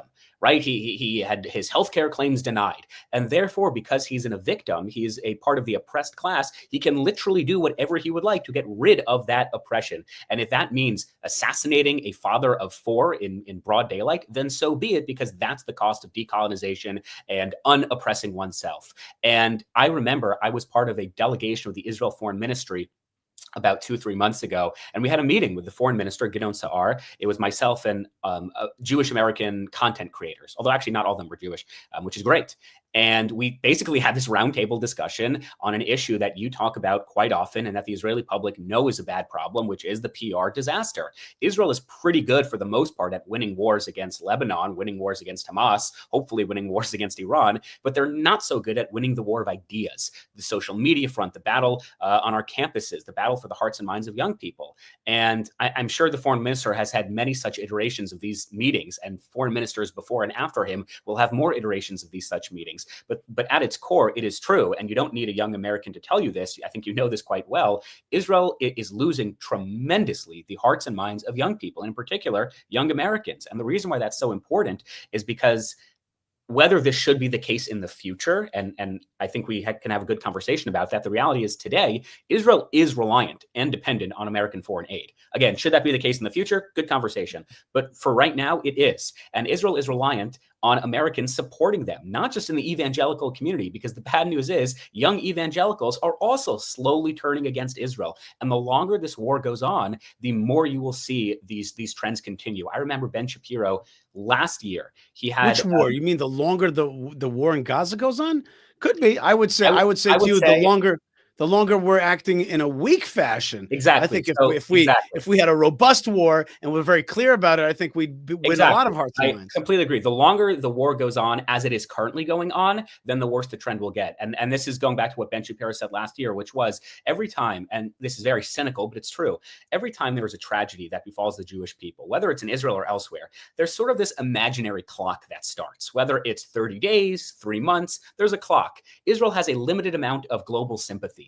And once that clock runs out and the sympathy is over, then you can't really rely on international partners or the support of people to really help your cause. So if Israel had done what they needed to do immediately, And again, I'll leave that to the IDF. I'll leave that to you and your expertise. Instead of graveling and groundstanding and being concerned about what the rest of the world thought of them, instead have a decisive victory so forcefully and so quickly that no enemy will dare threaten you ever again. That will garner respect. A weak Jew is something that is not respected anymore. It is a strong, powerful Jew who responds in such overwhelming, disproportionate force, you never once think to attack or challenge them ever again. That is what will garner Israel respect, not just on the international stage, but on our campuses as well.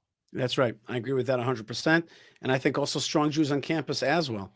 By the way, just wanted to tell you that I was on campus only 2 weeks ago with Minister Ben-Gvir at Yale. Oh, right. Did you see that? We spoke at Yale. We saw that. We saw that. Yeah, and again, going back to this argument of free speech, there was only one side of the equation who was throwing water bottles at the other side. Only one side trying to disrupt. Only one side that caused such a dangerous commotion that there needed to be security. And newsflash, it wasn't you and it wasn't the Jewish students. So whether people agree with Ben-Gvir or not, it's literally irrelevant. The fact of the matter is at Yale University, you are unable to have important conversations because only one side of the equation is so hell-bent on destroying free speech, they will not allow the speech to continue, and they will create a dangerous environment for people who want to engage in that intellectual discourse.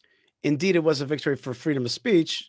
We did speak there, meaning to say Rabbi Shmuley Hecht, the Shabtai Institute overcame the challenges. And yes, there were bad guys out there, but we went there and spoke, and now just today, the video came out of that talk. And so people could see it for themselves, what we conversed, what students asked. You know, it was a real discussion. And I think it was a victory for the minister to have his opportunity to speak, but it was also a victory for, as you say, freedom of speech. Okay, last comments. Shabbos Kestenbaum.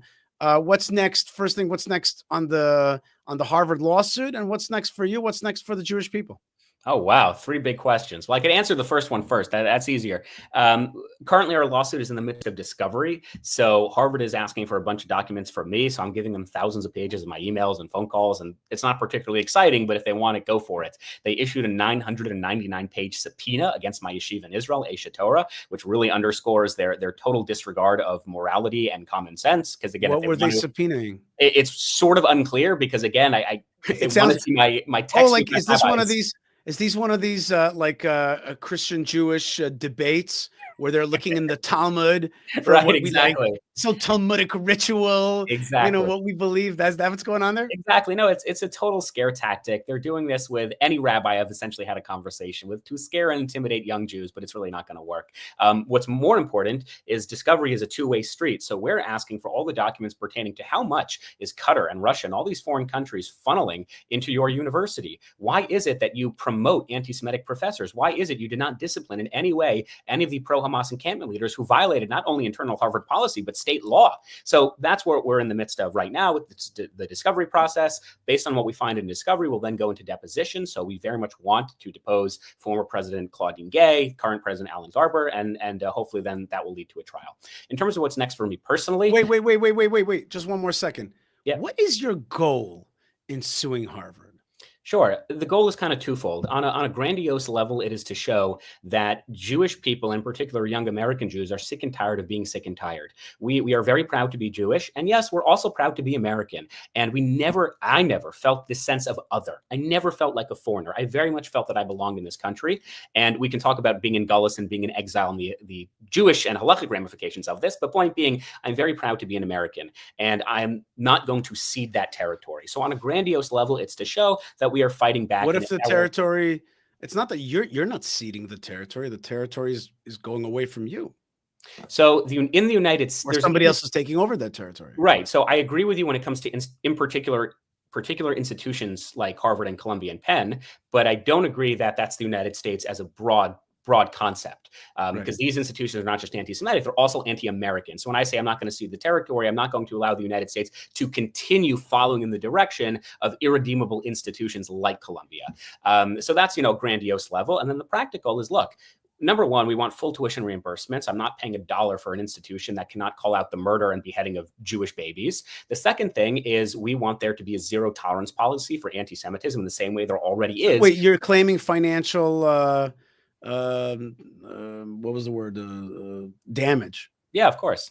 I mean, in addition to tuition reimbursements, when I signed up for Harvard, I was expecting an educational experience, and we've had diminished educational opportunities, and Harvard needs to be on the hook for that. You know, the fact that I had a private armed guard outside my house because a Harvard employee threatened me with a machete, Harvard needs to be on the hook for that.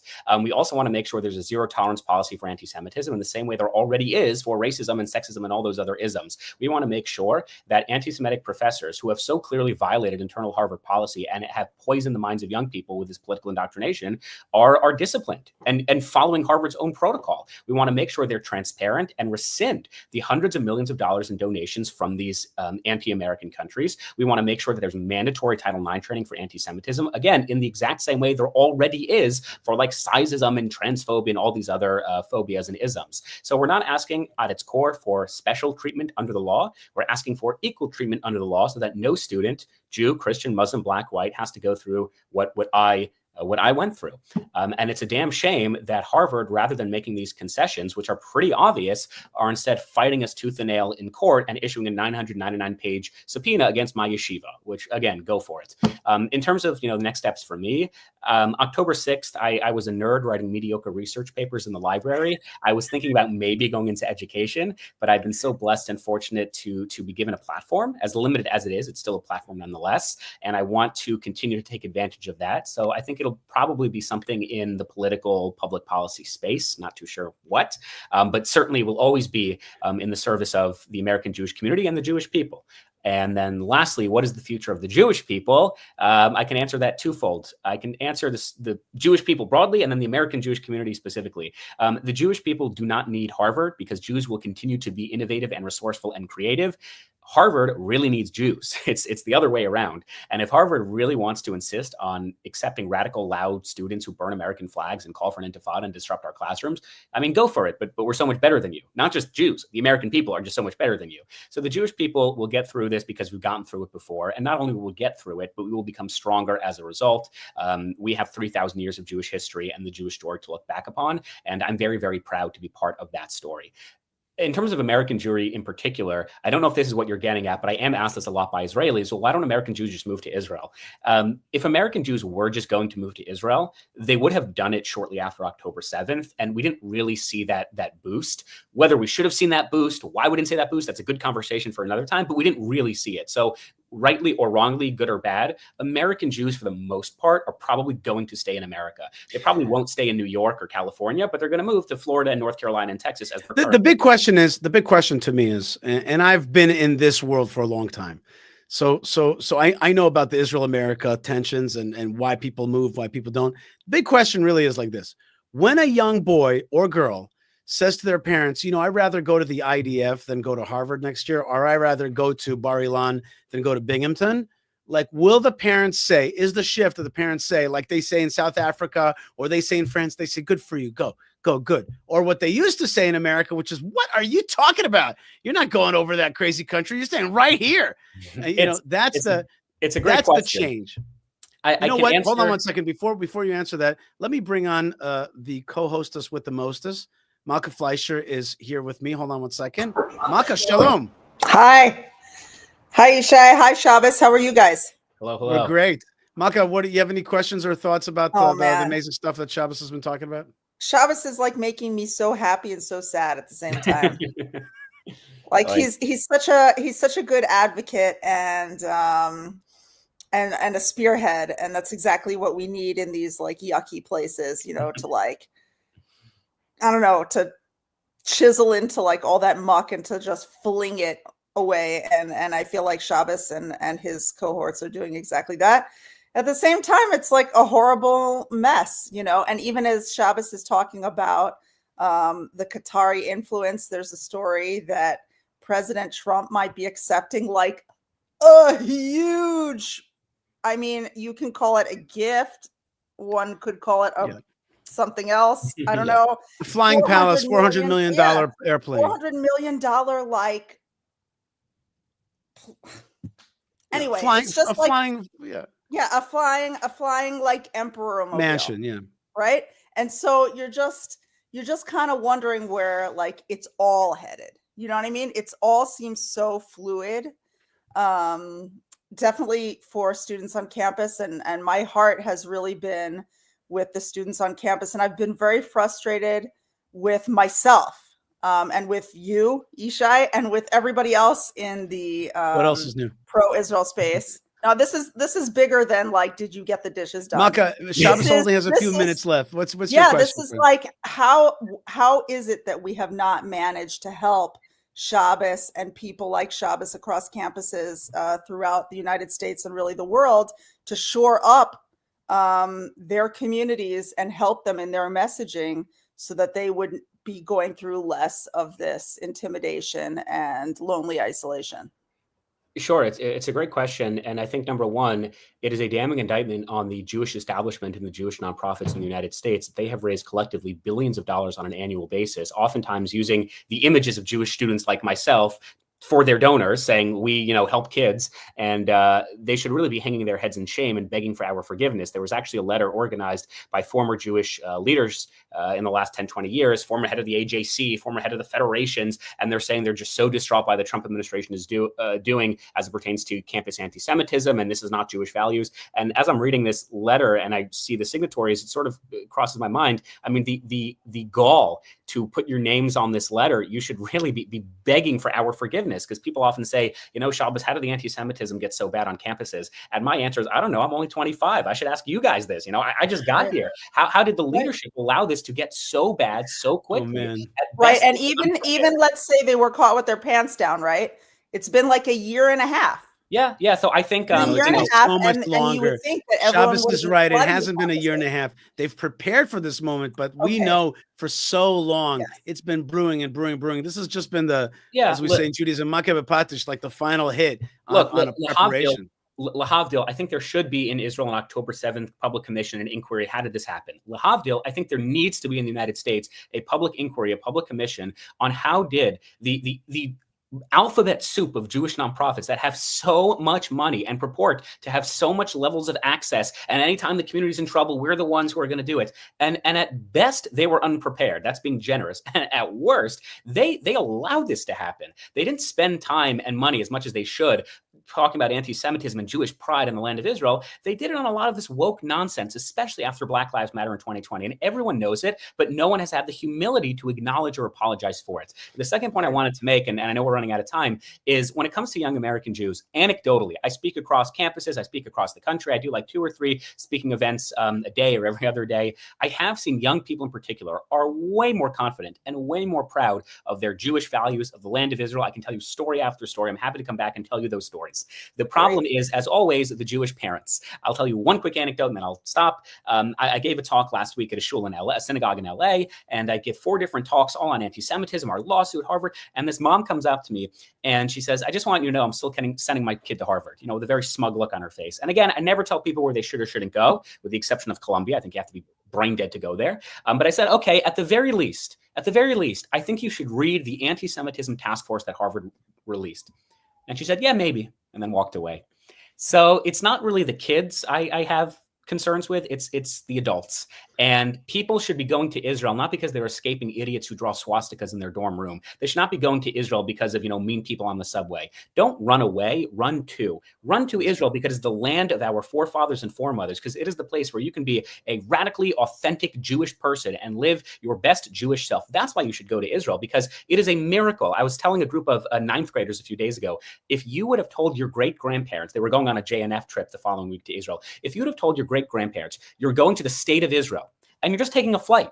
And they would not have believed you. They would have thought you were making this up. We are living in miraculous times, and that's why you should go to Israel. Not because you're escaping. Don't run from, run to. And that's the message I want to keep spreading as I travel and continue to talk. Shabbos, thank you so much for joining us. I want to leave you with just one tiny thing, which is just there's a pasuk that says, there's a verse in the Torah that says that you're supposed to shoo away the mother bird if you want to take the chicklets, the chicks, or the eggs.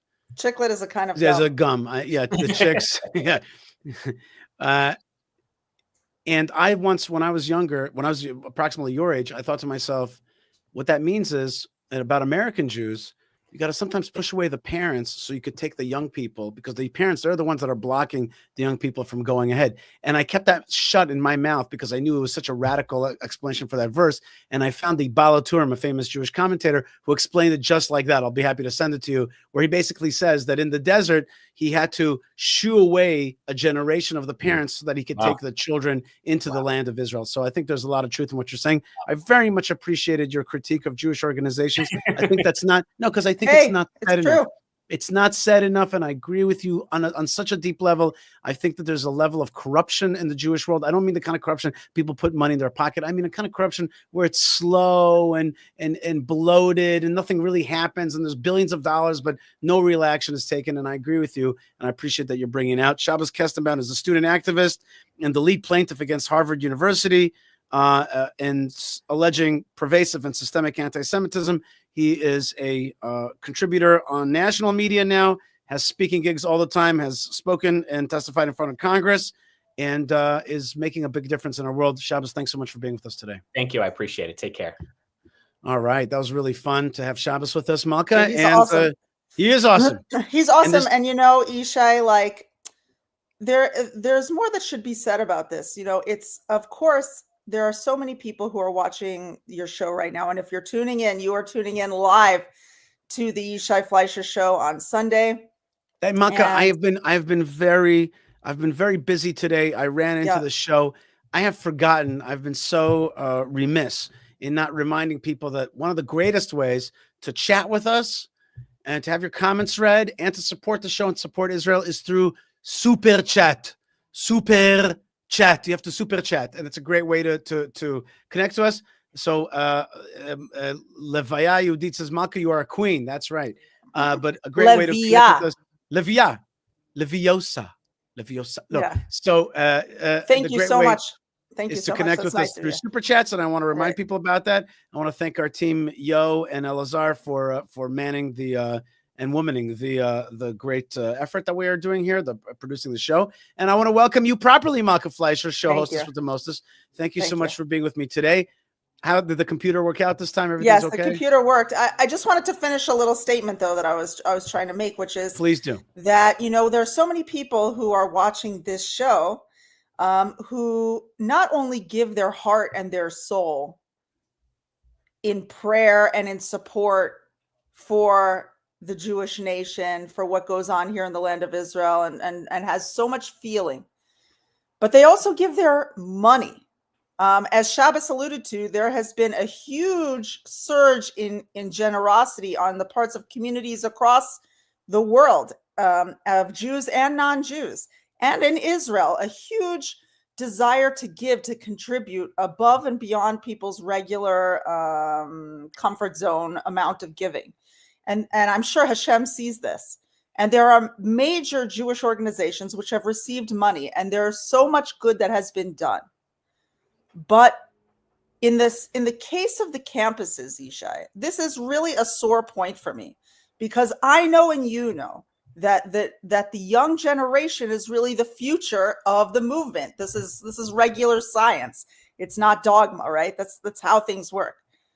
And it hurts me that so much money has been raised, but where did it go when it came to fighting anti-Semitism on campus?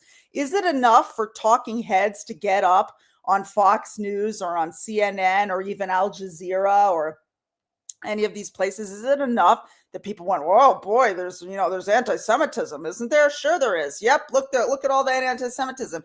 In the meantime, you have kids across campus who don't want to wear a Magen David outside their shirt, or don't want to wear their kippah on their head, and they don't want to go to Hillel on Friday night, or they don't want to be associated with the Israel movement purely out of fear, not even out of ideology. Like, they would agree with the cause of the state of Israel, but they can't afford it. They can't afford to do that because of all the shame and isolation that would cause them. And where were the big Jewish organizations who have been, they're like the big experts on the Jewish future, right? Where are they? How is it that these particular people were left on their own so badly? Of course, we need another bulletproof vest. We always need another bulletproof vest. And we could have a whole conversation about why it is that the IDF didn't have their own bulletproof vests for these people. That's a whole other discussion. But it is wrong that college age, high school age, and younger kids have been left to deal with these issues all on their own. And their best ally is people like Charlie Kirk, right? Who like show up on campuses and debate in the name of like Christians in America, right? They like show up there and they camp out and people line up and they give them the hard questions. And I so respect that. And I'm also so embarrassed by that. How is it that we have abandoned our children? You know, Malka, I got to tell you, I want to go out on a limb a little bit here. Okay, be careful. Don't let the limb break under you. This week, I spoke with folks that were very active in the Free Soviet Jewry movement, right, and also in the JDL, fighting against anti-Semitism and anti-Israelism back in the day. Right. And the way that they did it, Malka, was so forthright. They would drive down in rioter trucks to Ku Klux Klan headquarters or Black Panther headquarters and start up with them. And they always had media. They went and they had slogans and fisticuffs if needed. And they just were big, bold, and badass. And people just, not everybody liked them at all. And many Jews were like, we're not them. But everybody was like, whoa, there's a striking force amongst the Jews. And not only are they strong and to be feared, they're also to be respected, and they're cool. There's something cool about that. And there's something right now in our time, which is like, we just don't have that. We just don't have that cool right now. We just don't have that cool. There are some people who are cool, who are out there who are fighting, but like that kind of like Jewish badassness, that's like, wow, that kind of thing is like, it's rare. I got to see a little bit of it in Brooklyn. And what happened was that when Minister Ben-Gvir came to speak at 770 Chabad headquarters, a lot of protesters came to disrupt and to do violence against the Jews, but the Jews pushed them back. It was a little bit like Purim, right? Purim is like, hey, everybody, this is the day we kill the Jews. Hey, let's go out there, kill the Jews, grab your axe, do your thing.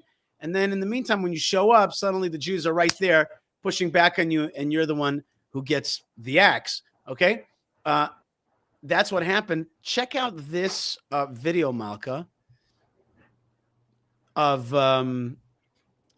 there's a YouTube page called Zateo, and they criticized Ben-Gvir and his arrival in the U.S. Here's what I want you to see how they portrayed it.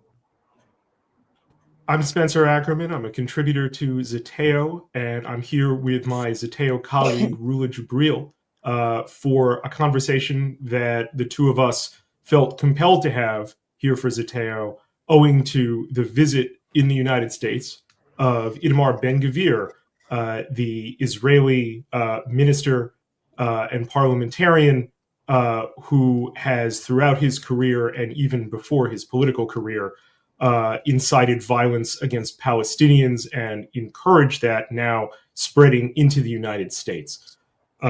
You might have heard over the last several. All right. So first thing is that he's the one encouraging violence, not encouraging defense and making sure that terrorism get out of control in our land. He's actually encouraging violence, according to Zateo. By the way, Zateo, is that like some kind of is it antihistamine? Like, do I have some Zateo that I have to take later? I don't know. But okay, here's what they're saying about the violent mobs of pro-Israel supporters that have clashed with supporters of Palestine. And by clashed, I mean chased, intimidated, and harassed, and in some cases beaten during Ben-Gvir's visits to Brooklyn, a place where I was born, raised, and continue to live. So this has been quite a disturbing past several days for those of us watching this story, even as the story has gone from being beneath the radar of the mainstream media to starting to bubble up within it. And I think it contains a lot of threads that are worth spooling out and connecting to broader themes that we're seeing in this very volatile moment. Is he going to be saying anything at any point? Well, you're right. You're right. He was just babbling there. But the bottom line is that we know the pro-Pali anti-Israel protesters. We know they're violent. I showed the video earlier of what just happened in Colombia, like this last week. We know that they're violent, but for the first time, these violent, disruptive protesters met up with the Chabad and clashed, and they got their stuff handed to them because suddenly the Jews pushed back. Now, I'm not advocating violence on this show, but I am saying if you're coming to do violence against the Jews, then you better know that the Jews know how to push back as well. And I was proud of those Jews for knowing that there's a time to talk and there's a time to have a discourse and a debate, and then there's a time when people come to threaten your community and threaten your people, and the police are not going to do it. Then you got to defend yourself and make sure that your people have a right to speak in your areas, in your land, and in your communities. And I was and you could see how this guy's like, and of course, just like we learned about in the Purim story, right? The minute that the Jewish people are strong, then the enemies are like, you see, they have all the power and they're abusive, right? So they've got both sides going for them. Go ahead, Malka. I don't have any comment to say about this guy. It was pretty boring, to be honest with you. The video, I was wondering when it was going to end. But okay, they don't like that a guy who speaks up against Arab violence against Jews and suggests that Jews not just deal with it through like legal and international policy channels. He can't stand the thought that Jews would deal with things in any kind of old school manner. People are nervous about that. I understand them. You should be nervous. If you're the kind of person who doesn't think that Jewish people have any rights to anything, and you wish that you could just keep your thumb on our heads and keep us down, and that it makes you cranky to see us achieve anything, and it gives you world domination vibes because you kind of wish it was you, but you didn't achieve it. We achieved it, and you get tired of us keeping achieving things, then you should be very nervous when somebody like Itamar Ben-Gvir comes to the neighborhood and gets people's blood pumping a little bit and reminds people that, they are powerful and they don't have to take guff from boring people like Zateo. I think I need my antihistamines. I forgot about that. I don't know. But anyway, Yishai, it's easy to get cranky and I'm not cranky today, Malka. I'm in a good mood. About things I'm in a like good mood. Colombia. It's Sunday. It's Sunday. The show is live. You're with me. Am Yisrael is strong.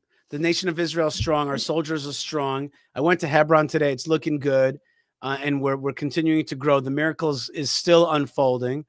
And I also ate a decent dinner. So therefore, I'm just like a happy camper. You know what I mean? I'm just thankful to the Lord. Says Wald, he's just jealous. We actually are defending ourselves from them and not just sitting around labeling people while playing victim. There you go. Very good, Wald. Very good synopsis. Malka, you wanted me to I just wanted to say, I was trying to make a transition there, which is to say that it's easy to feel like there are really a lot of obstacles. This thing, I got to tell you, this thing with the $400 million plane from Qatar of all countries, man, do they have that guy's number? Like, they totally know. And I'm so curious what Donald Trump is thinking. Our cutest in the world ambassador from the United States to Israel, Mike Huckabee, has been like tweeting up a little storm, insisting that the United States is still Israel's best friend, and we have nothing to worry about. And there have been rumors that there's like a little friction between Netanyahu and Trump again. And now Trump is dafka going to Saudi Arabia. And when he goes to Saudi Arabia, he's meeting with Mahmoud Abbas, and he's going to be flying home in the bribery plane from Qatar. And it's like the Jews are just like, what is going on? With all that,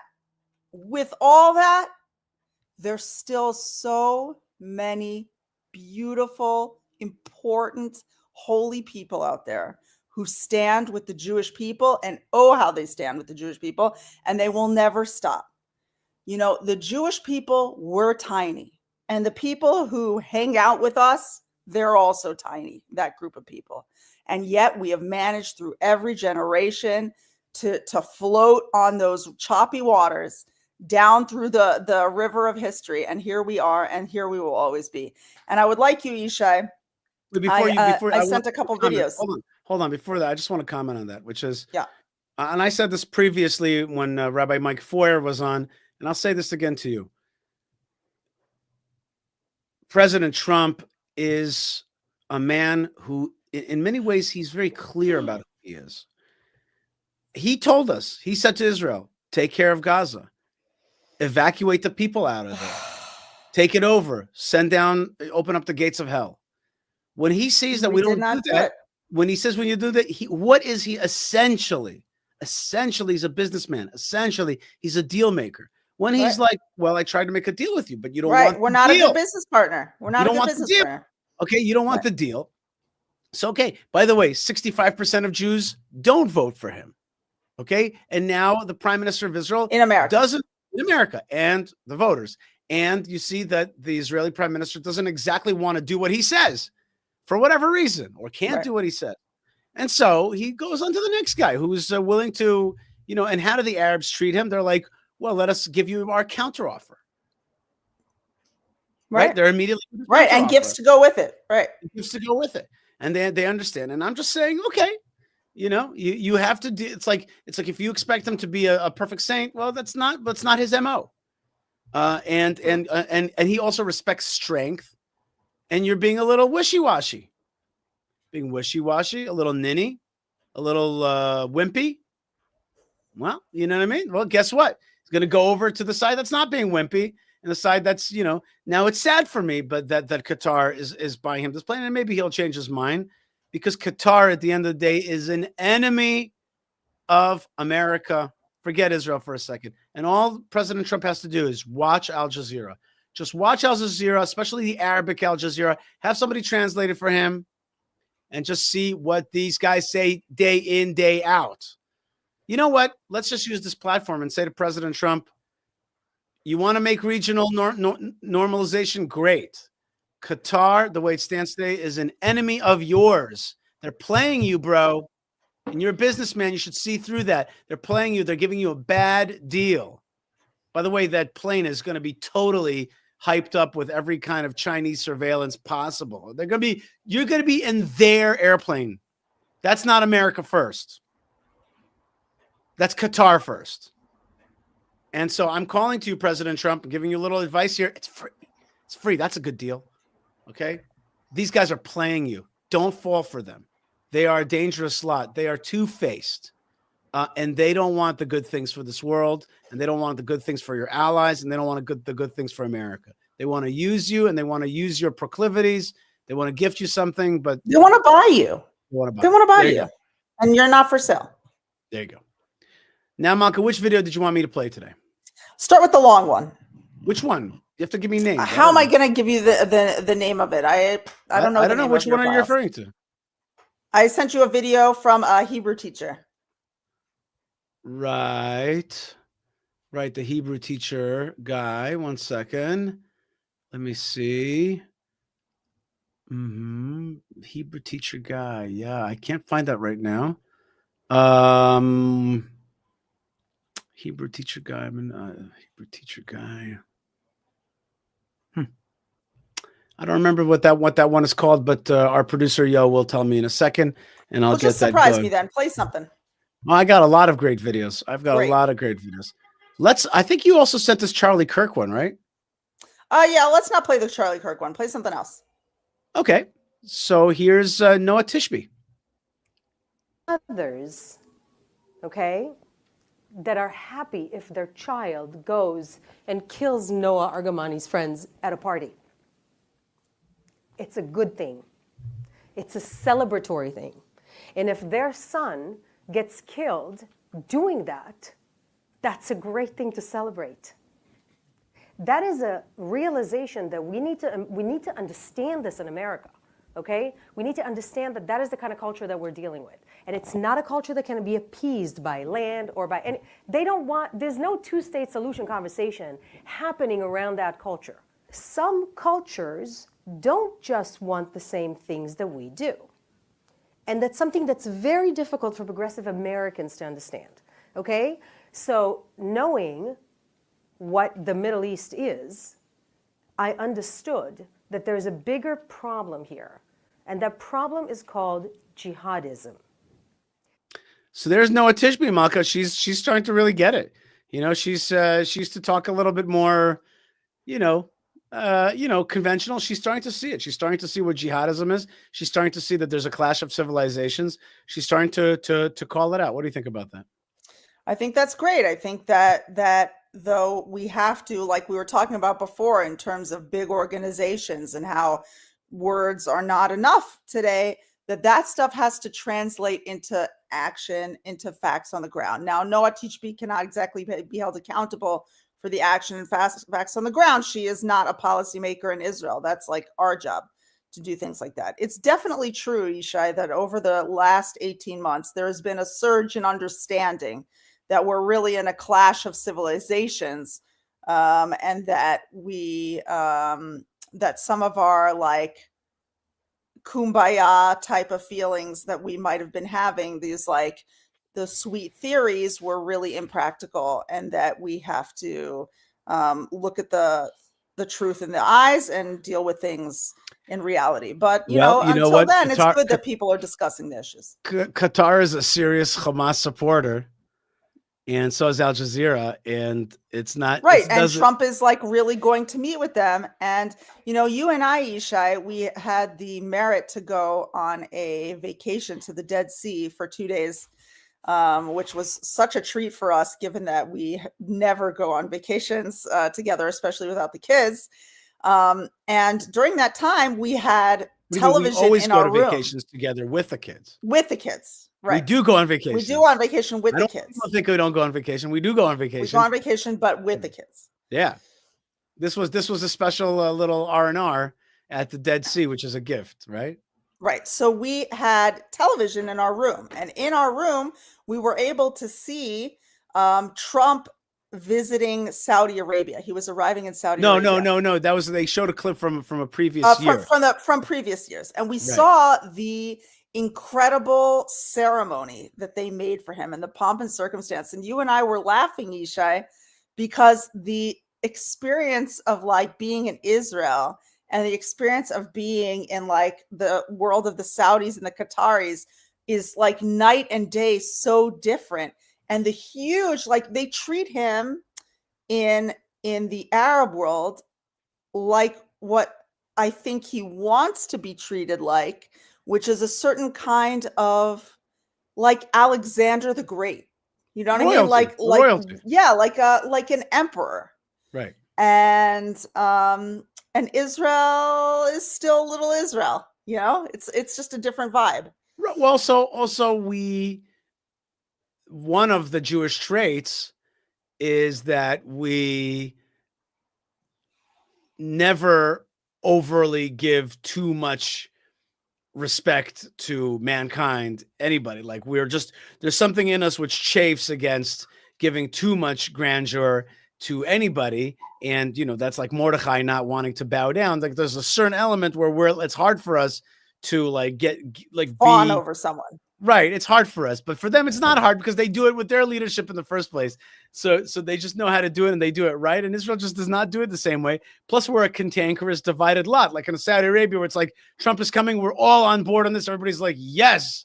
In Israel, It's like, the Jewish people. It's like mixed messaging. Yeah. Mixed messaging. It's mixed messaging. And that is really the thing that's getting us. And when Shabbos was talking to you about what was going on campus, that's really one of the things that to me is one of the major, it's like one of the things that's considered beautiful in the Jewish people is that we can disagree and not all feel the same way about any issue. And it's also one of our downfalls, which is that the Palestine movement is all inclusive. If you're pro-Palestine, you're in. You're like, we all essentially believe the same thing if we're pro-Palestine. But if you're pro-Israel, it's like, well, I'm pro-Israel, but I'm not pro this part, and I'm pro-Israel, but I hate Bibi, or I'm pro-Israel, but I'm religious, and I don't think that the secular should this. And it's we immediately run towards the fine-tuning components of our positions instead of just seeing ourselves as one united unit and providing that sense of safety and community and morale to each other. We fail in that regard, and we're seeing the outcomes. What is this clip that you sent us, Malka? The one that I wanted you to play? Yeah, I got it. Okay, you got the clip. So the clip I found, I had it like the whole to go. time. I just was being You're just testing me, right? I like to go to the other social media platforms and see what's going on in the pro-Israel space. And this is a really interesting clip that I saw. It's from a channel which is all about learning the Hebrew language, and he teaches Hebrew to people around the world. And I watched this clip, and I want you guys to watch it too, and get to meet some of the people who are trying to learn Hebrew out in the world. All right, here we go. Very good. מה נשמע? איך אתה מדבר עברית? אני לומד עברית. אתם יהודים? לא, לא. אוקיי. אנחנו ממש מתים עליכם, אתם אלופים. אתם תותחים, באמת. וואלה, תודה רבה. אתם באמת עושים עבודת קודש ברמה הזו, באמת. תודה רבה. כנס גם לפריים, שנראה אותך. איך קוראים לכם? השם שלי סטפן, והשם שלו ניקולה. נעים להכיר. אז כמה זמן אתם לומדים עברית? 4-5 שנים, והוא לומד כמה חודשים בלבד. ניקולה, אתה מבין אותי? הוא לא מבין. לא מבין. מה זה חמוד? סטפן, אבל כנס, אני לא רואה אותך. כנס. And one guy does not. Right? And the one guy that we can't see is like, you guys are awesome. And he says, they don't translate it word for word. They're like, אנחנו מתים עליך. We are dying for you. Like, we love you guys. Go ahead. I don't hear you, Yishai. Sorry about that. So we have here an Israeli Hebrew online teacher, and he's talking to some Serbian folks, and they're just like, we love you, and you guys are awesome, and we're learning Hebrew. We've been learning it for 4 or 5 years, right? Okay, yeah, keep going. לפריים, מה נשמע? בסדר. סטפן, היית בישראל מתישהו? אני לא הייתי אף פעם בארץ. אוקיי, אבל העברית שלך כל כך טובה. מה הלוז? איך זה קורה? תקשיב, אני באמת קראתי את התחת, באמת. אבל שוב, כשיש לך באמת שאיפה, כשאתה באמת אוהב משהו, אתה באמת מוכן להשקיע ולקרוא את התחת. אני אומר לך, ישראל זה חלום. אנחנו באמת מאמינים בהשם, ובאמת מנסים להעלות את המודעות. תמשיכו לעשות את עבודת קודש. מטורף. תודה רבה לכם. Stop for a second, Yishai. Okay. So we have a guy in Serbia. He's learning Hebrew. His Hebrew is good. He's been speaking already for a few years, and he goes, we believe in Hashem. You are doing God's work. Keep it up. Okay, keep going. אתם הכוח שלנו, האהבה הזאת, זה מטורף. יש לנו מסר באמת מסרביה, תמשיכו באמת לעשות את מה שאתם עושים, באמת אתם אלופים, ואני באמת מאוד מאוד מקווה שסוף סוף באמת בירושלים, בישראל, באופן כללי, יש שלום. אנחנו כל כך אוהבים אתכם, באמת לא מעניין אותי כל מה שאנשים מאמינים, אני באמת רוצה לבדוק, רוצה באמת, לא מוכן להאמין בעיוורון, כי באמת אם אתה באמת נוצרי, למשל, יש 2 מיליארד נוצרים בעולם, ואם אתה באמת רוצה לדעת כמה... Malka, you can't talk over the video. Sorry. You want me to pause it? You could raise your hand. I'll pause it. Sorry, okay. What were you saying? I was just saying, he says that, he's like, if you're a Christian and you want to know about your own holy book, there's, by the way, 3 billion Christians, not 2 billion Christians in the world. But he's saying that you have to connect up with the Hebrew language. Go ahead. מה שיותר על הספר שלך, אתה צריך באמת לקרוא אותו בשפה המקורית. כן. ואם אתה באמת לא צבוע, אז מצופה ממך באמת שתלמד. אוקיי, זה לא בעברית, אבל כאילו הספר הזה, זה באמת ספר התנ"ך, זה בעצם ספר של כולנו. התורה זה הבסיס. למשל אתה מוסלמי, מלא מוסלמים שונאים את ישראל. איך אתה יכול לשנוא את האדמה שבאמת השם נתן לעם הזה? מדובר בעם הנבחר, וזו הסיבה המרכזית שאני באמת התחלתי ורציתי ללמוד עברית. אז אני באמת The reason I started learning Hebrew was because I recognized that God gave the Jewish people the land of Israel, and the rebirth of the Jewish people in the land of Israel. Right, he gave them the Torah and the land of Israel. And the rebirth of the Jewish people in the land of Israel is God's revelation. I wanted to learn the Torah and understand these things in the original language. We're talking about a Serb, or Serbian in any case. And his friend.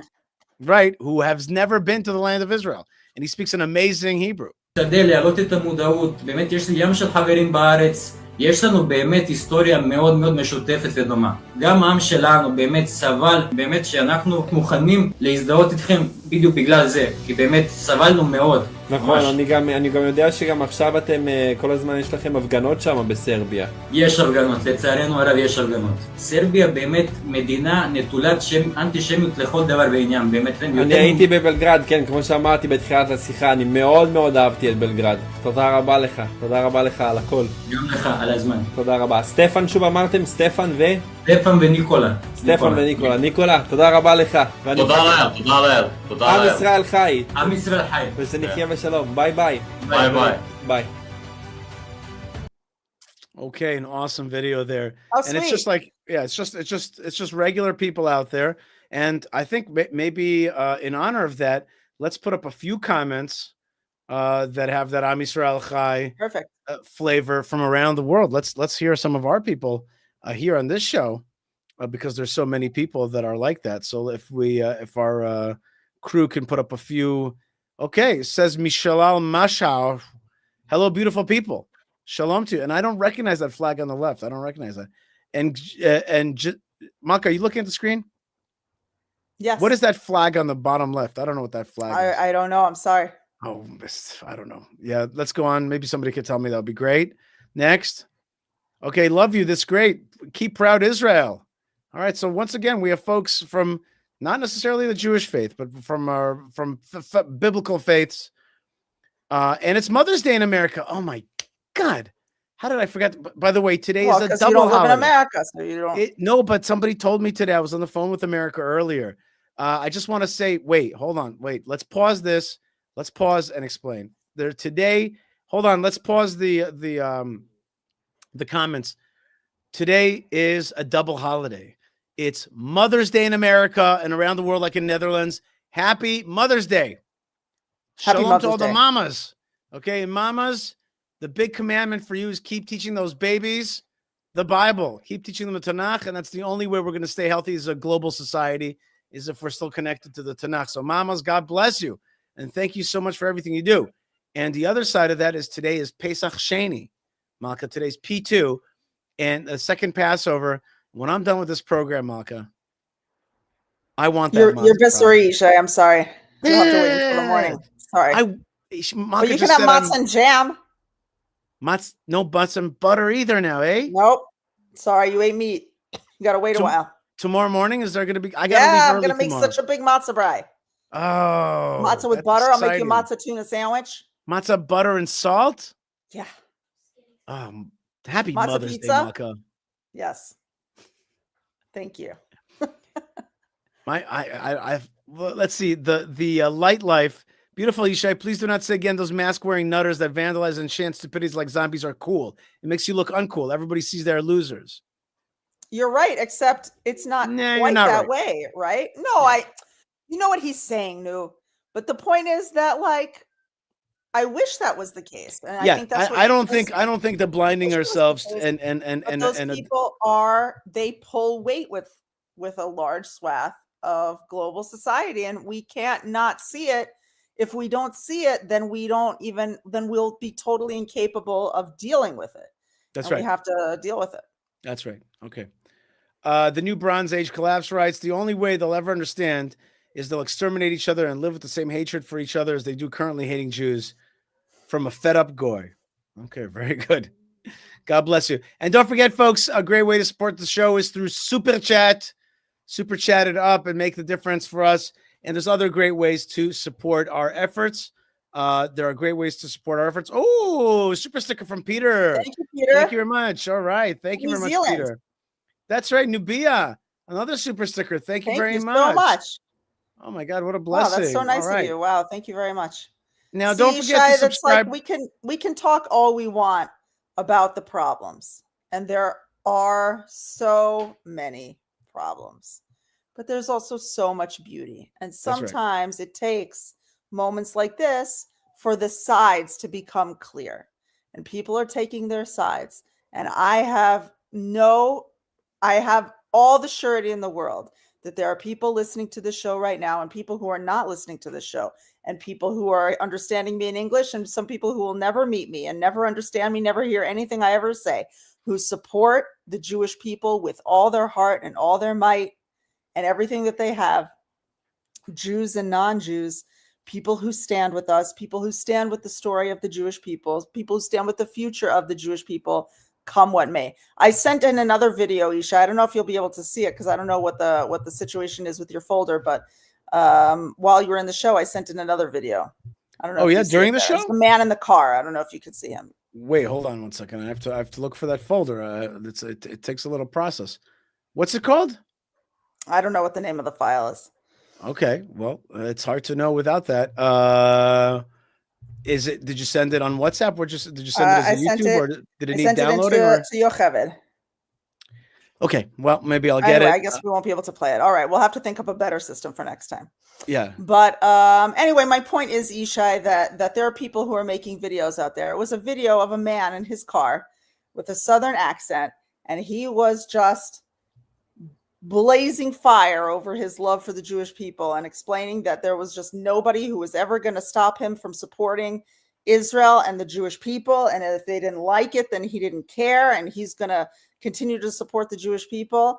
And sometimes I think moments like this are created for people like that, meaning to say, like, Hashem gets to show off people like that and say, look at that guy who, like, the whole world wants to cave in on a guy like that and say, like, and just shove him to the periphery and say, you're irrelevant and you're backwards and you and your silly faith and you're so primitive and you're with your traditions. And then Hashem himself can be like, look at this person who never loses sight of what's true and what's good and what's holy and what I care about. So, sometimes what looks good is not so good. And sometimes what looks not so good is actually really good. Mm-hmm. Absolutely. And Malka, you have been creating really cool new memes. I just want to show one of these memes for a second. Hold on 1 second. It'll take me a second. And I will share the screen.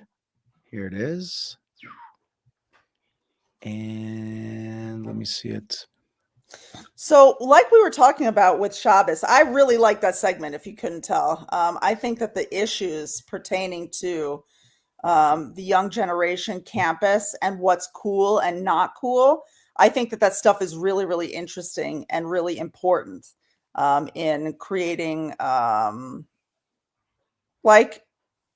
very into the psychology of influence and what makes things cool and interesting in society and what gains traction in society. So I have been very interested recently in creating more visual content that supports our movement, because I find that there's like infinite pro-Palestine, anti-Israel content that's being shared up, down, and sideways, all colored in green and white and red and black and doused in kafiyas. But there's very much less for our people. So here, Yishai, is one example of something that I've made recently.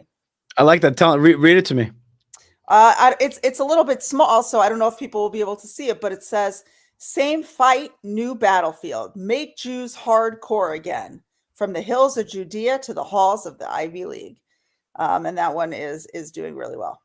Very good. I love it. I love that.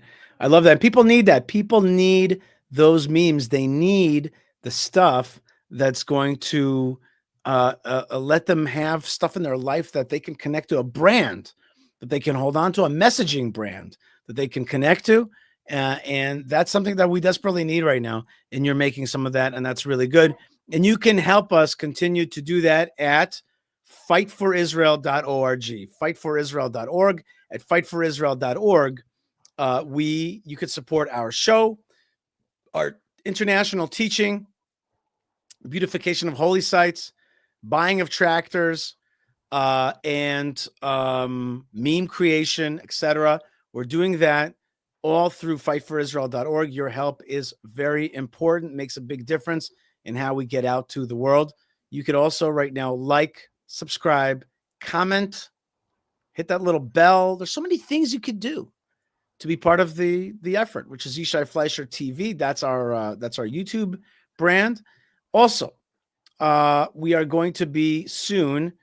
I'm going to be, maybe Malka will also, but I don't know, but I'll be in Dallas, Texas, June 9th, 10th, and 11th at the Israel Guys Israel Summit Conference. You are definitely most invited to that, especially if you're so inclined to travel at that time. So events.theisraelguys.com, there it is. You could also write me an email, yishai@yishaifleischer.com. Right. I want to really thank people who have bought us coffee recently, and that we've had some very serious donations to the Tractor Project. These are the moments. These are really the moments. So much is being done, and we are a low overhead organization. So unlike the big organizations that we were talking about, and God bless them, and they do good work. I'm not here to demonize anybody. The money that comes in through us goes right to projects, and it's some really great stuff. Malka, good news. I have your file ready to go. So let's see if I can find that in this system here. Here we go. I'm not going to change my stand. I'm not going to back up, pack up, slack up, or shut up. You're not going to bully me into a corner, and I'm not going to give in on this issue. This is a hill that I am willing to die on. Do you understand? So yes, I unapologetically 1000% stand with Israel and with the Jewish people. If that chaps your hide, you'll have to get over it, because I am not going to change my mind. If that chaps your hide, you're just going to have to get over it. You're going to have to suck it up. It's going to get chapped. Get out the Vaseline and treat your chapped hide. Because I am giving that up. I'm standing with Israel. For you. So help me God. I'm dying on this hill. I don't care. I'm going to finish my coffee. I just love people like that. Yeah. And that is how we all need to be. We also love Southerners, though. That's the other part of it. But that's how the Jewish people need to be about our own issues. That's right. And that's how people who stand with Hashem and his truth need to be. That's how we all need to be. Yeah. That guy is our guy of the week. Yeah, he's our guy of the week. He's just like, I'm not giving that up, and I'm not kowtowing. You can forget it. Not my problem. That's right. I love it. I love that. Great. And so yeah, that dude is our dude of the week, and he's also an awesome. Yeah, he's a person of faith. That's what faith is. Faith is That's not what faith like will do to you. Exactly. Yeah. The other great ways to support us are buymeacoffee.com/Yishai. You can buy us a coffee. That's right. And the other way you can support us is by go big and go home. That's right. That's what you got to do. Go big and go home. That's what we're doing. We're going big and we're going home to the homeland, to the land of Israel. So thank you very much. Malka Fleischer, do you want to stick around while I do more videos, or are you letting go? I'll do one more video. Make it a good one. Okay. Because some of the ones that I was about to play are a little bit longer. Okay, here's one for you. Speaking of Southerners, here's our request for support for the farms of the land of Israel. Check this out.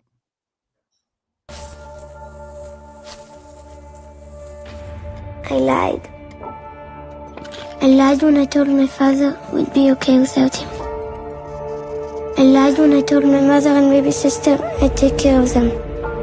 I didn't know it then, but I lied. We are not okay, and I am scared. My father's been gone for months, fighting. The workers have fled the farm, and here I am, alone. Every day, someone knocks on this door. Every day, my mother says we may have to give up the farm. But our farm is right on the border.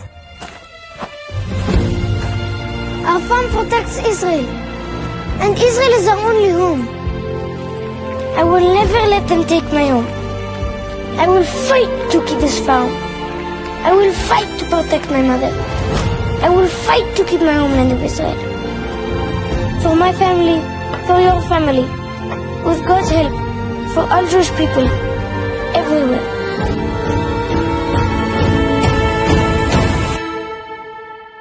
I need you.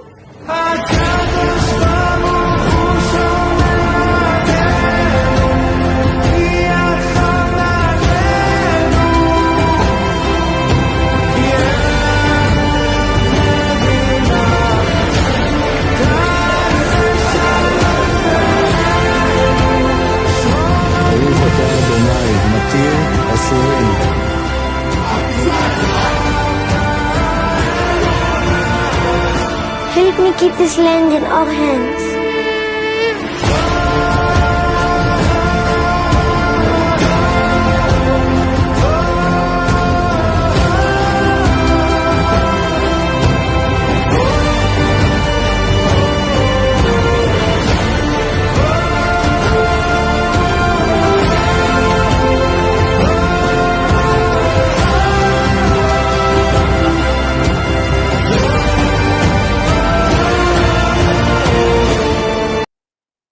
All right, so that was Karen Shvi's Save a Farm, and that was I thought it was a powerful video. What do you think? That's one of the best ads I've ever seen. And it's so true, Yishai.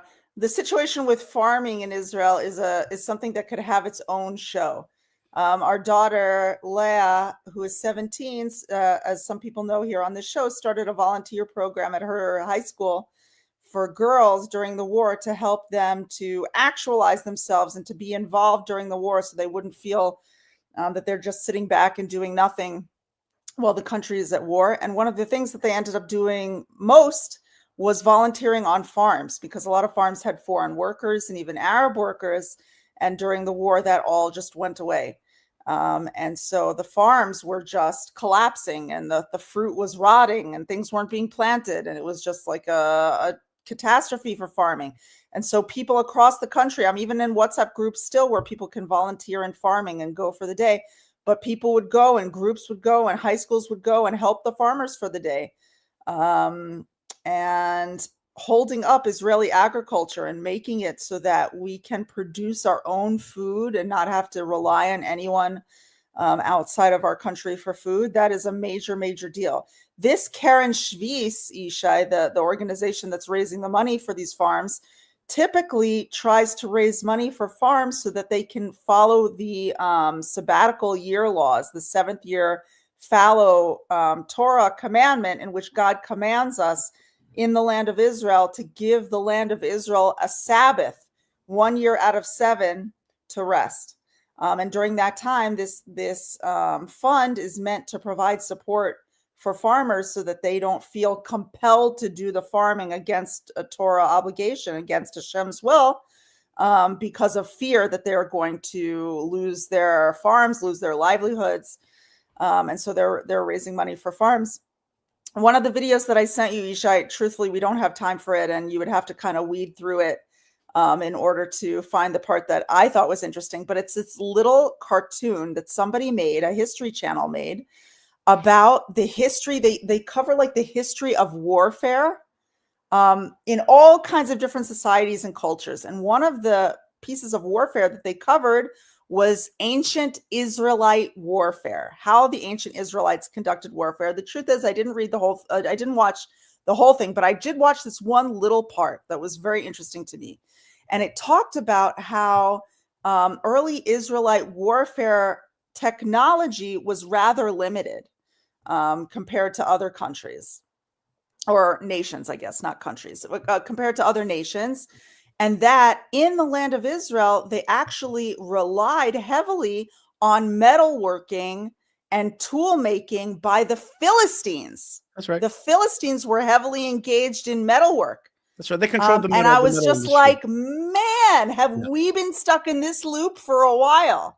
We have not gotten out of the loop of this kind of dependency.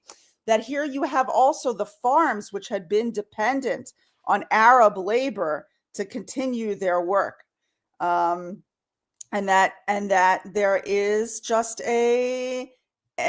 we are, what's the opposite of inextricable? We are not inextricable yet from our dependency. We're not our independent. General dependent. Yeah, we're not independent. We are, and this is like a theme that we're dealing with now. It seems like this is maybe the next goalpost for the Jewish people. We have gotten so far and we've come to the land of Israel and we have strengthened and we have grown and we are good at high tech and our religious life is growing and our societies are strengthening and there's lots of children now and there's lots of infrastructure now and our Knesset members wear suits to the Knesset instead of jeans and sandals. And, we're really, really moving so quickly and we're moving fast. And the next thing for us to deal with is our dependence. Dependence even on friends, right? How dependent should we be on the United States? How dependent should we be on certainly our enemies, our workers? Should we be depending on foreign countries to negotiate our terrorists to come home, our hostages to come home out of the hands of terrorists? At what point do we take the ownership and take the responsibility and say, like this little boy, like, I'm going to defend the land of Israel. I'm going to defend my mother and I'm going to be strong and we're going to do it together. Malka Fleischer, you're right about everything as usual. I try to be right a large percentage of the time. I want to wish you a happy Pesach Sheni and a happy Mother's Day. Thank you. Happy Pesach Sheni. May Hashem give us a second chance. We have another, I see that we have another super chat. If we can bring that up, that would be great. I want to give kavod to our friend Rich, I think, who is also a super chatter. I see that. I don't know how to post that one. But in any case, there's a lot of folks out there who are really helping us out and are part of the great program. I want to wish you a happy Pesach Sheni because Pesach Sheni is all about there it is, Rich. Right? Rich God loving.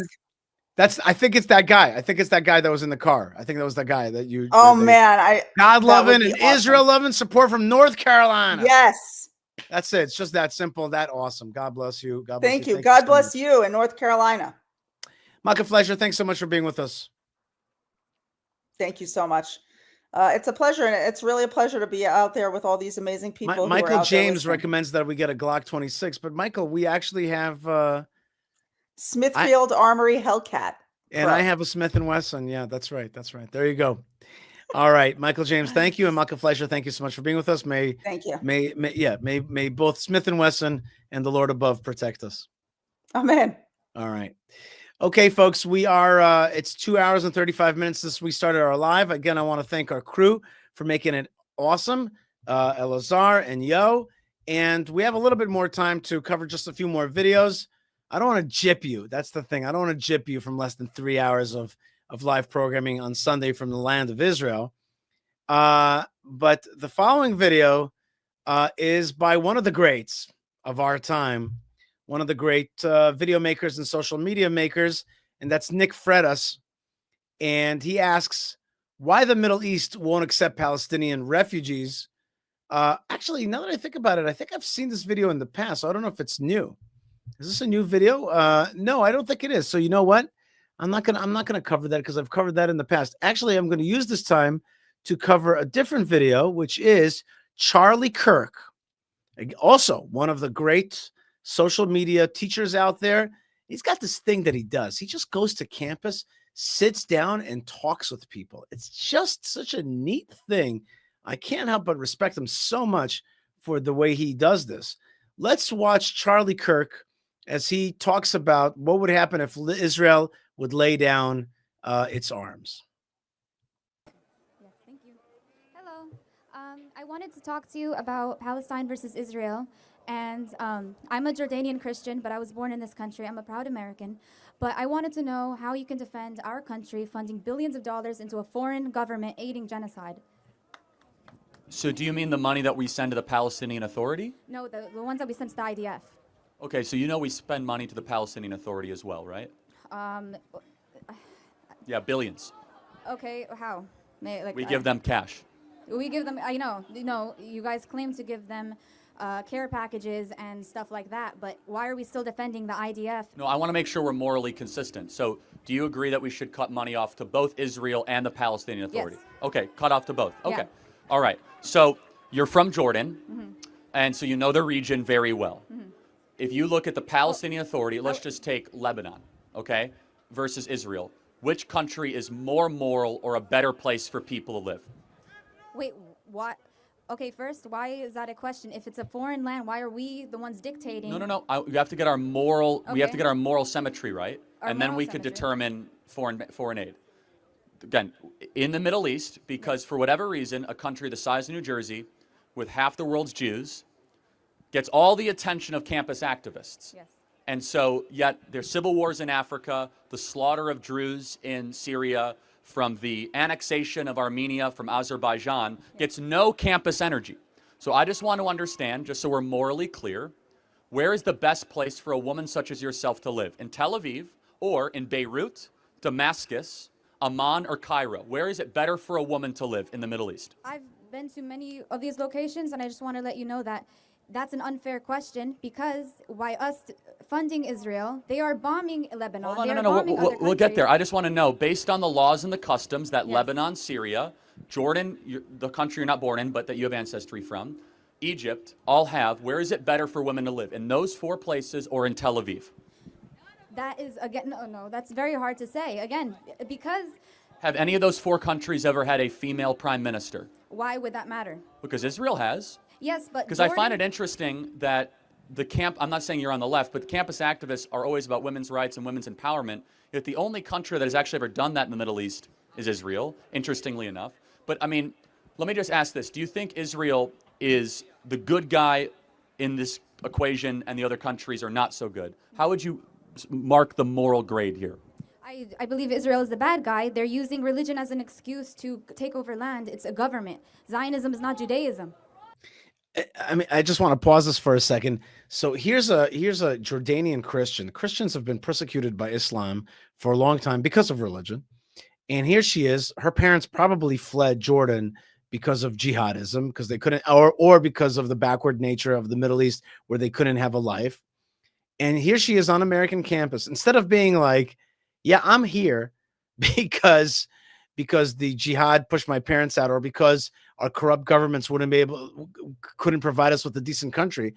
Or she could say, I'm a Christian and therefore I'm a believer in the Bible. I believe in the Jewish people. Instead, she's lining up with the jihad, the thing that has made war against her people all this time.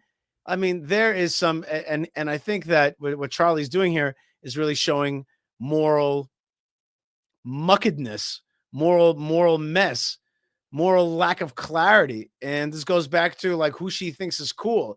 And she thinks that Palestinianism is cool. And maybe she's part of replacement theology and she doesn't like Jews, but she doesn't want to look things in the face. And he's asking her, he's like, come on, like, where's a more decent place to live?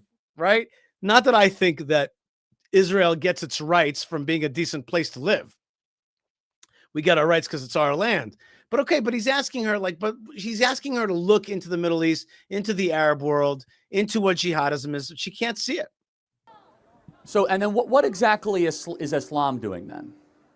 Well, that's why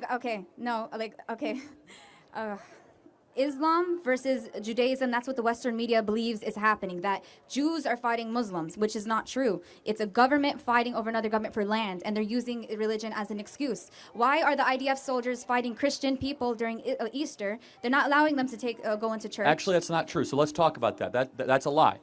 What happened on Easter in Israel? They were not allowing the... What was unique about this Easter? What do you mean what was due to come up? Like, people wanted to worship through Catholic, church. Protestant, Orthodox Easter all fell on the same day. Okay, so therefore, there was a huge surge of Christians to the Holy Church of the Holy Sepulchre, of which, if you're in the Holy Sepulchre, they fight over every square inch of that place. So the IDF came in to actually protect the Church of the Holy Sepulchre and make sure that all these Christians don't start tearing their hair out on the holy day. Just so we're clear.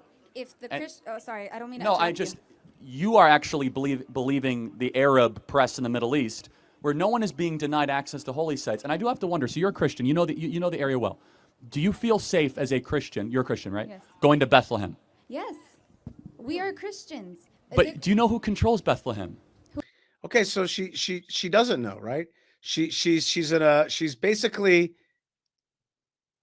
like, I'm really here. I'm asking her parents, like, didn't you want to tell them the truth? Didn't you want to tell your daughter the truth about what's happening, the persecution that Islam does against Christendom? Not that I'm here to support Christendom per se, right? I'm here for the Jewish state, but like, she doesn't know who the bad guys are in the story. That's what's so weird about this whole thing. Christians. The Arab Muslims control Bethlehem. And when have they stopped Christians from going all the into time. churches? Oh my goodness, it's incredibly Everyone dangerous. here is arguing about this, but no, you guys are all believing things that you see all No, over TikTok. No. It's a lot of people are like you say. I'm believing Arab media, but a lot of people are believing Western media. Don't you Okay. think it's possible for both sides to be lied to? The Western media is very anti-Israel, for the record. Let's do one final thought experiment, and then we could talk about money. If Israel laid down all of its weapons, what would happen? If Israel laid down all of its weapons. Okay, they are committing a genocide, and wait. How please. dare you say? No, I got to put. What is a genocide? A genocide is when you are Genocide. Let me tell you what genocide is. Genocide is a buzzword. Genocide is a word. It's a label. You just say genocide. The label genocide, what it really means is blood libel. That's what it is. It's a way to talk about the Jews being murderers. It's just it's a classic system modified for today. taking over a land and killing the people senselessly. Was October 7th a genocide? Okay. Answer the question. When 1,300 Jews were killed in their homes, kibbutzes, and a music festival, was that a genocide? No, because no. By your own definition, it is. It was a terrorist act, but it was a terrorist act. But this was all planned by the governments. That's what I'm trying to explain to you. No. You got to tell me, why was October 7th not a genocide, but what Israel is doing is a genocide? Israel has the Iron Dome. Why? They could have easily protected the festival. They could have easily protected their people, but they let this Hamas, this little. They let them in. They let them in on purpose. Yeah. They let them in on purpose, and then we actually shot our own people. These people, they have a filter, and that all the information goes through that filter, and that's again why it's a problem for President Trump, to receive that jet from Qatar. Qatar is one of the biggest manufacturers of the anti-Israel, anti-American lie system. It's taqiyya, it's brainwashing, it's creation of an alternative narrative. It's actually Soviet tactic called maskirovka, which is like to create confusion, to set in campus. This girl is either a victim or an agent, but she is one of those things, and she's out there and we're thankful because there's a chance for us to understand how it all works. But there it is. She's either a victim or an agent, but the information that she's given out is just false. Yes. Really? Yes. So you think the Israeli government allowed Hamas terrorists to come and kill 1,300 innocent civilians, take hostages, and go into kibbutzes? They needed an excuse to do that to the Palestinians. What is your evidence of this claim? Why are they claim to want Hamas. They claim to want No, what is your evidence that Israel would would butcher 1,300 of its own people? The worst killing of Jews since the Holocaust. What is your evidence of that? Look, I don't want to sound rude or offensive towards you, but I'm explaining throughout the news why is, again, they have the Iron Dome. They have they have billions of dollars in defense. They have millions of dollars in military, and they have the power to stop. They allowed the Hamas group to go in. There is no. But by the way, I just want to make a sub point here, which is what this girl is saying has an element of truth, not her claim that Israel allowed all these people to come in. But she's like, if Israel's so strong, they could have stopped this. She does not want to believe Israeli weakness or stupidity. She's right. If the Jews want to stop this genocide, then use your weapons. Then be strong. Don't look away. Don't be dumb. Don't allow the jihad to be empowered. She's right? And it goes back to the same thing that we hit over and over again. The way to be cool. The way to get respect, the way to defeat jihadism is to be strong and not wishy-washy. She's like, they're wishy-washy. So that means something is up. Because if they have such a strong military, then why didn't they fight back? And then she's like, because there's something going on. She's right. If Israel would have struck hard that day, shut down Gaza, evicted the bad guys, taken over Gaza, released the hostages, etc., then we wouldn't be having this conversation. It's our own wishy-washiness which aids and abets these false narratives. Evidence to your claim. They penetrated. There's no evidence to your claim. No, either. hold on a second. Let's talk about how much you know about this. What was special about October 7th? What was the holy day in Judaism? Okay. I don't want to misspeak. That's the thing. It's called Shemat Torah, which is like the third holiest day in Judaism. So like half the country takes off. Think about like Christmas and Easter combined times 2. What else? What day of the week was it when it happened? Again. No, it's very important. What day of the week? May you answer, please? What day of the week? Again. Saturday. What happens on Saturdays in Israel? Worship, it's Shabbat. yes. The whole country goes to rest. 95% of the country takes off. So they have a holy day and they have Shabbat. The IDF, yes, they took it easy. And so what your belief is that no, that they weren't necessarily celebrating their holy day and that they were on Shabbat, but the Israeli government allowed terrorists to come and kill their own people. You're giving you have to too prove much credit to God. But we had a Shabbat, we had Simchat Torah, but we should have never allowed it. Charlie, she's not right. But her point is, if Israel's strong, then it has to be strong. That's a Middle Eastern way of seeing things. It's like, well, if you're strong, then be strong. Why did you let those people in? Unless you wanted to. Right? And then she weaves a whole fantasy that the whole thing is about killing Palestinians, et cetera, right? But the point is that there is a sickness, and that is when Israel's weak. When Israel's weak, it allows all these corrupt ideas to come into play. Governments. You think that the government wants to protect its people. They will sacrifice the people for the greater good. You're giving way too much power to allowing the government to do it. No, you have to prove these claims. Think you're getting enough nutrition from your food? Think again. Right now, at its back. Most supplements today give you 12. This part is not what I wanted to play. That's okay. The point is that that was a very interesting debate. I would have answered things very differently than Charlie. But Charlie makes points. He assesses her knowledge, and he is, checking her bias and the kind of stuff that she digests, the news that she digests, and how she regurgitates it. And okay, I would have gone, simply, the Jewish people are an ancient people in the land. The Bible says that if you're a Christian, you should believe that. And that the only reason that they've won the wars against all their enemies is because Allah is with them, because God is with them. And then I would say, Israel is a beacon of liberty and freedom, but that's not the reason that they have this land. They have this land because it's their land, and the world recognized it as such, and they bought it from Arabs. And the Arabs have tried to terrorize and kill them, but they push back. Do you not believe that there's a jihad out there? Do you not believe, like we played that video earlier of the Arab from the UAE saying, don't fall for the jihad? So I would have answered it a little bit differently, but Charlie is one of the greats out there, and he is doing a great job. The Light Life says she literally described what Islamic governments do, sacrifice their own people. Okay, that's true as well.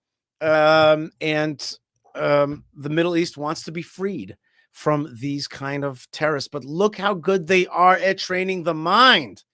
And that's why here on the Yishai Fleischer show and everything that we do, we talk about the narrative warfare.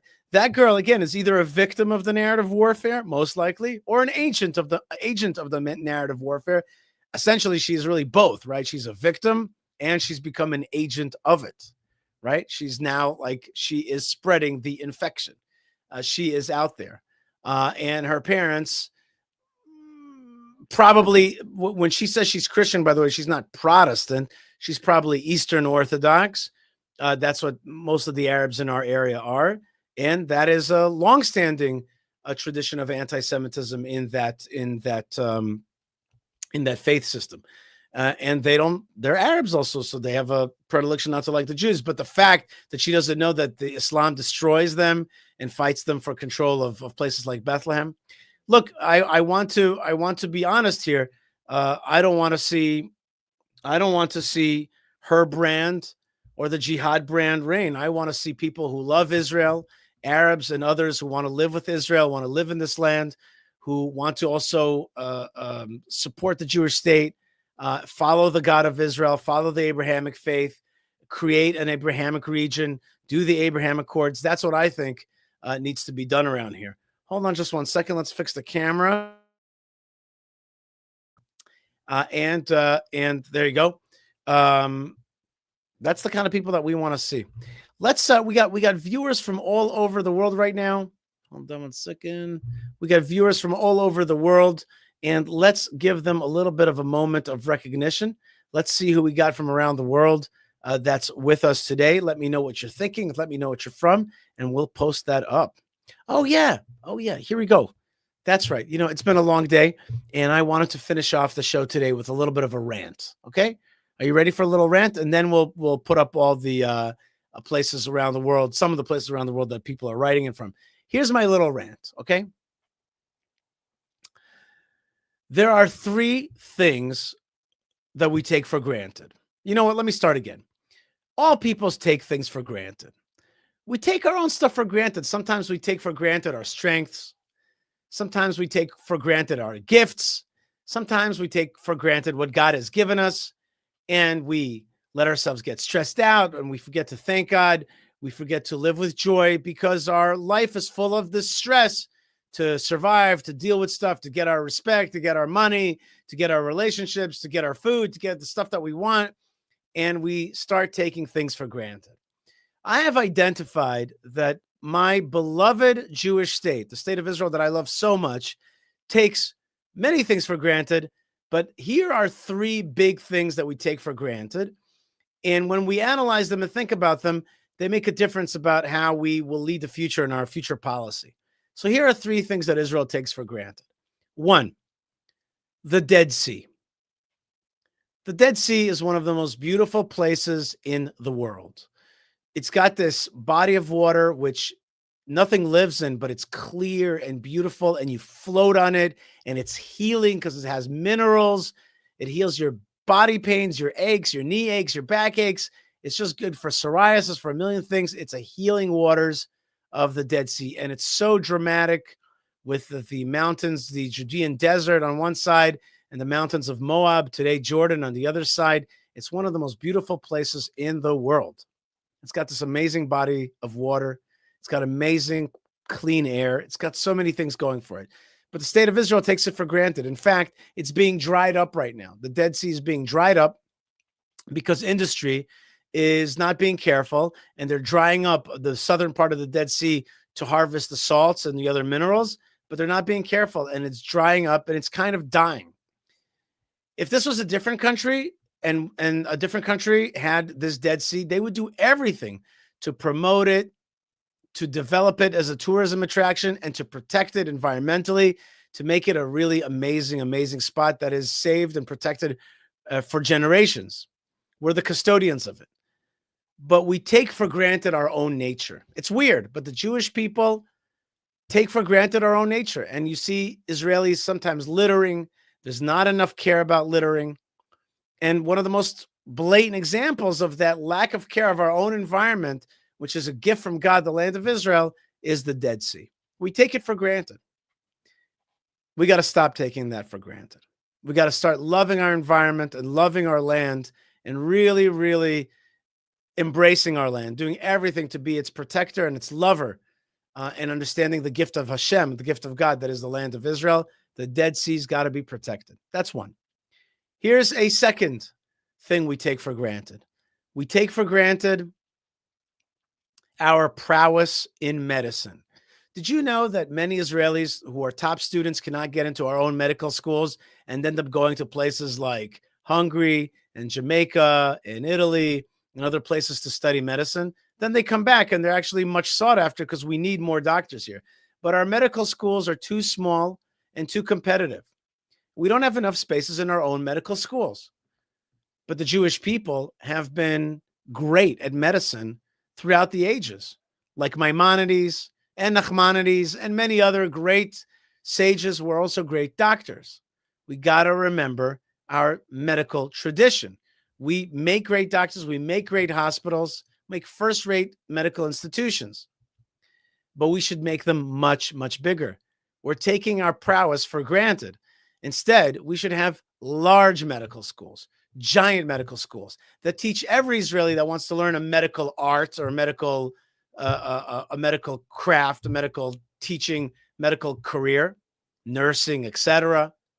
We should take in more of the not exactly top rate, the ones that are just below. We got to make more space for them instead of letting them go to other countries and then oftentimes settling down there.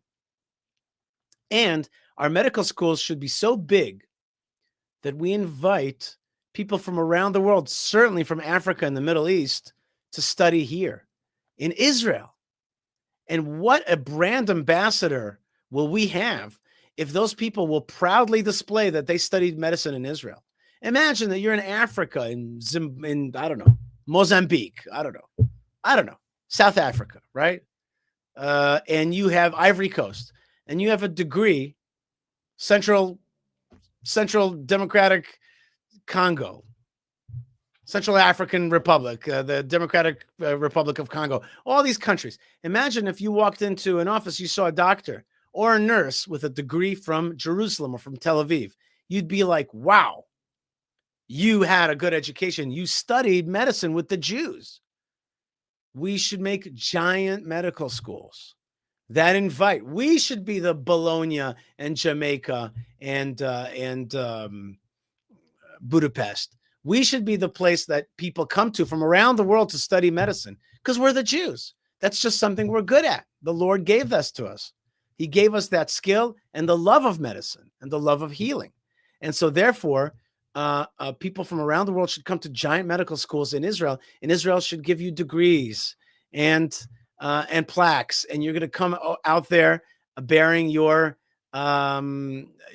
degrees that you got in the state of Israel and the land of Israel with the Jews. And you became a great nurse or a great doctor. And that would be amazing. And that would be the greatest brand ambassadorship in the world. I spent 3 years in Israel. I studied medicine. And now I'm here fixing the Congo, fixing the Ivory Coast and making sure Mauritania, whatever, making sure that it's safe and healthy. Don't take our medical prowess for granted. Don't take our medical students for granted. Don't take our medical heritage for granted. Make it big, make it proud. So the first one is the Dead Sea. Love our nature, love our environment, embrace it, protect it, make it a heritage site, make it a global site for the whole world to come and connect with the Dead Sea. And the second one is the medical. Make giant medical schools. Don't take it for granted. Don't take our students for granted. Don't send them away. Make them be the teachers of the next generation. Help them create these giant medical schools that would serve as a great beacon to the world. And lastly, there is another brand. There's another skill. There's another what's the word I'm looking for? The Hebrew word is mash'ab. Natural are the things that we have naturally, the things that we have that our country has are natural. What's the word I'm looking for? Somebody help me here in the comment section. Resource. Thank you very much, Torah Worldwide. Our natural resource. We have another resource which we take for granted, and that resource is the Bible. We underuse the brand of the Bible.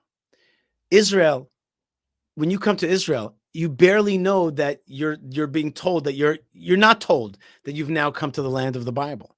They barely ever sell that to you.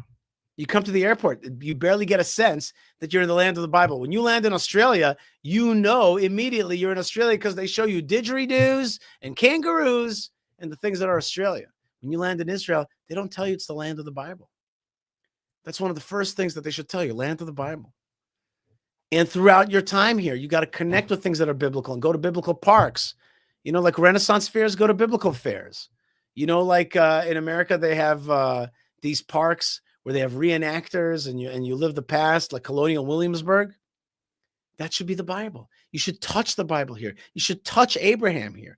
You should connect with the stories of the Bible, and it should be real to you when you come to the land of the Bible. Doesn't mean that everybody has to be observant and every 100% way. It means that we should embrace that natural resource, which is the Bible. Love the Bible. Love the stories of the Bible. Love the language of the Bible. And when we love the Bible becomes something people take pride in the world. And yet today the Bible is almost totally forgotten by millions and billions of people. Look at Harvard and Yale, which were built on biblical foundations, and yet they're totally forgotten. You used to study Bible in Hebrew at those colleges 200 years ago. Now you don't study the Bible at all. And a new replacement narrative, Palestinianism, has come to erase the story of the Bible. Well, of course it erases the story of the Bible because you've not proclaimed the Bible loud enough and clearly enough. You haven't taught it to the world. And so here are three completely different aspects of Israel that we take for granted. We got to change that. We're taking for granted the Dead Sea in our environment. We take for granted our medical prowess. We take for granted our biblical resource. And when we do that, we confuse the world. We dirty our environment. We send our kids out to different countries, and we don't teach the Bible, and therefore the world doesn't know the Bible. We got to make a change and stop taking for granted the great gifts that God has given us. He has given us great gifts. He's given us the Dead Sea. He's given us Jerusalem. That's also an amazing resource. If I was in charge, every road that led into Jerusalem would have a golden gate that you had to go through, and you'd be like, wow, I'm entering the holy city of Jerusalem, this great city, which is the spiritual capital of the world. That's what I would do. I would make the Dead Sea a beautifully protected park that made sure that it was protected and beautified and kept safe for generations. I would make giant medical schools, and of course, I would make the Bible one of the key brands of the state of Israel, of the land of Israel. All right, folks, it's been incredibly fun to be with you. I want to thank Yo and Elazar for being with us today. I want to thank all of you out there. I want to also remind you to go to fightforisrael.org and please support our work. It makes a big difference. And I thank you so much. When you support us, I'm telling you, I promise you, you get a blessing right back into your life. Remember to subscribe, like, hit the bell, comment, and everything at Yishai Fleischer TV on YouTube and our other channels as well. Don't forget to join us in Dallas at the Israel Guys Conference, the Israel Summit. And that's found at events.theisraelguys.com. I'm going to be there. And don't forget to buymeacoffee.com/Yishai. Amazing way to support us. Let's do just a few minutes, 5 minutes of a few of the comments. Henrietta says, Shalom from Canada. I think we said that before. Okay, what else we got? Shalom from Denmark. Great, awesome. From Scotland, says Michael. Shalom, Michael. I love the idea from Arizona, says Nubia Sanchez. Thank you so much. Eva says, Shalom from Sweden. Oh, we got to pray for Sweden. Tom says, God bless you, bro. Love from England. Thank you so much, Tom. And Blue Band 42 says, Shalom from Perth in Australia, where I spoke once. I spoke in Perth. That's right. The Urban Warrior says, Shalom from NYC, the great city. And Hamba says, from the Peace Pacific, sir. Okay, great. What are those little islands out there? Shalom from South Africa, says Erica. Shalom to you, Erica. And King Ragnar says Jerusalem, Drammen, Norway. I think he's saying shalom from Norway. Shalom to you. And Shauna says, I'm from Missouri. You say Trump is my president. Huckabee is my ambassador to Israel. Okay, Huckabee's doing great work so far. And the president is doing great work, but we got to match that speed before we lose him to some other guys. We'll make sure that doesn't happen. All right, PC says shalom from the UK. And let's see if we got one from some place that is far, far away that you don't usually hear from. Let's see if we got one from some faraway place, from somewhere that you don't always think that you have supporters and lovers of Israel. Let's see if we could get that. But in any case, I stand with Israel from Jamaica. Yeah, man. That's right. We stand with you from Jamaica. That's right. Our brothers who love Zion. That's right. Thank you very much, all of you, for being with me. And thank you, PC, who sent me a blessing of a super chat. He says, God bless you, brother. I'm a Jew from Ashkenazi and Mizrahi ancestry, and I love Israel. Thank you very much, PC. God bless you. Folks, wherever you are, HaKadosh Baruch Hu, God Almighty, is with you. Our job is to bring his presence down into this lower domain. And his presence wants to rest in Jerusalem. That is our goal as mankind, humankind. And therefore, let's keep bringing God's presence in this world by teaching about him and by teaching about his land and his city, Yerushalayim, and King David's city. And we have to promote, promulgate, broadcast, and push out the strength of Israel. That will bring more peace to this world. All those counter narratives, They are antithetical to the word of God and to what he wants. They're trying to cover up with dross the great light that's trying to shine out of Jerusalem. And I know that you are facing Jerusalem. Don't forget today, before you go to sleep, to face Jerusalem and pray for the strength of Jerusalem and the peace of Jerusalem. And when you do that, it's very simple. Blessings come back to you. That's very simple. You send your blessings to the land of Israel, to the Jewish people, to God's city, and those blessings come back to you. That is a scientific, godly promise and fact. And there's no way that could go wrong. God bless you, folks, wherever you are. Stay tuned, stay strong, stay connected, stay part of our programming, because we're going to keep pushing it out, because Hashem has given us strength to keep broadcasting his truth to the world. God bless you wherever you are. Lots of love, lots of blessings, and shalom.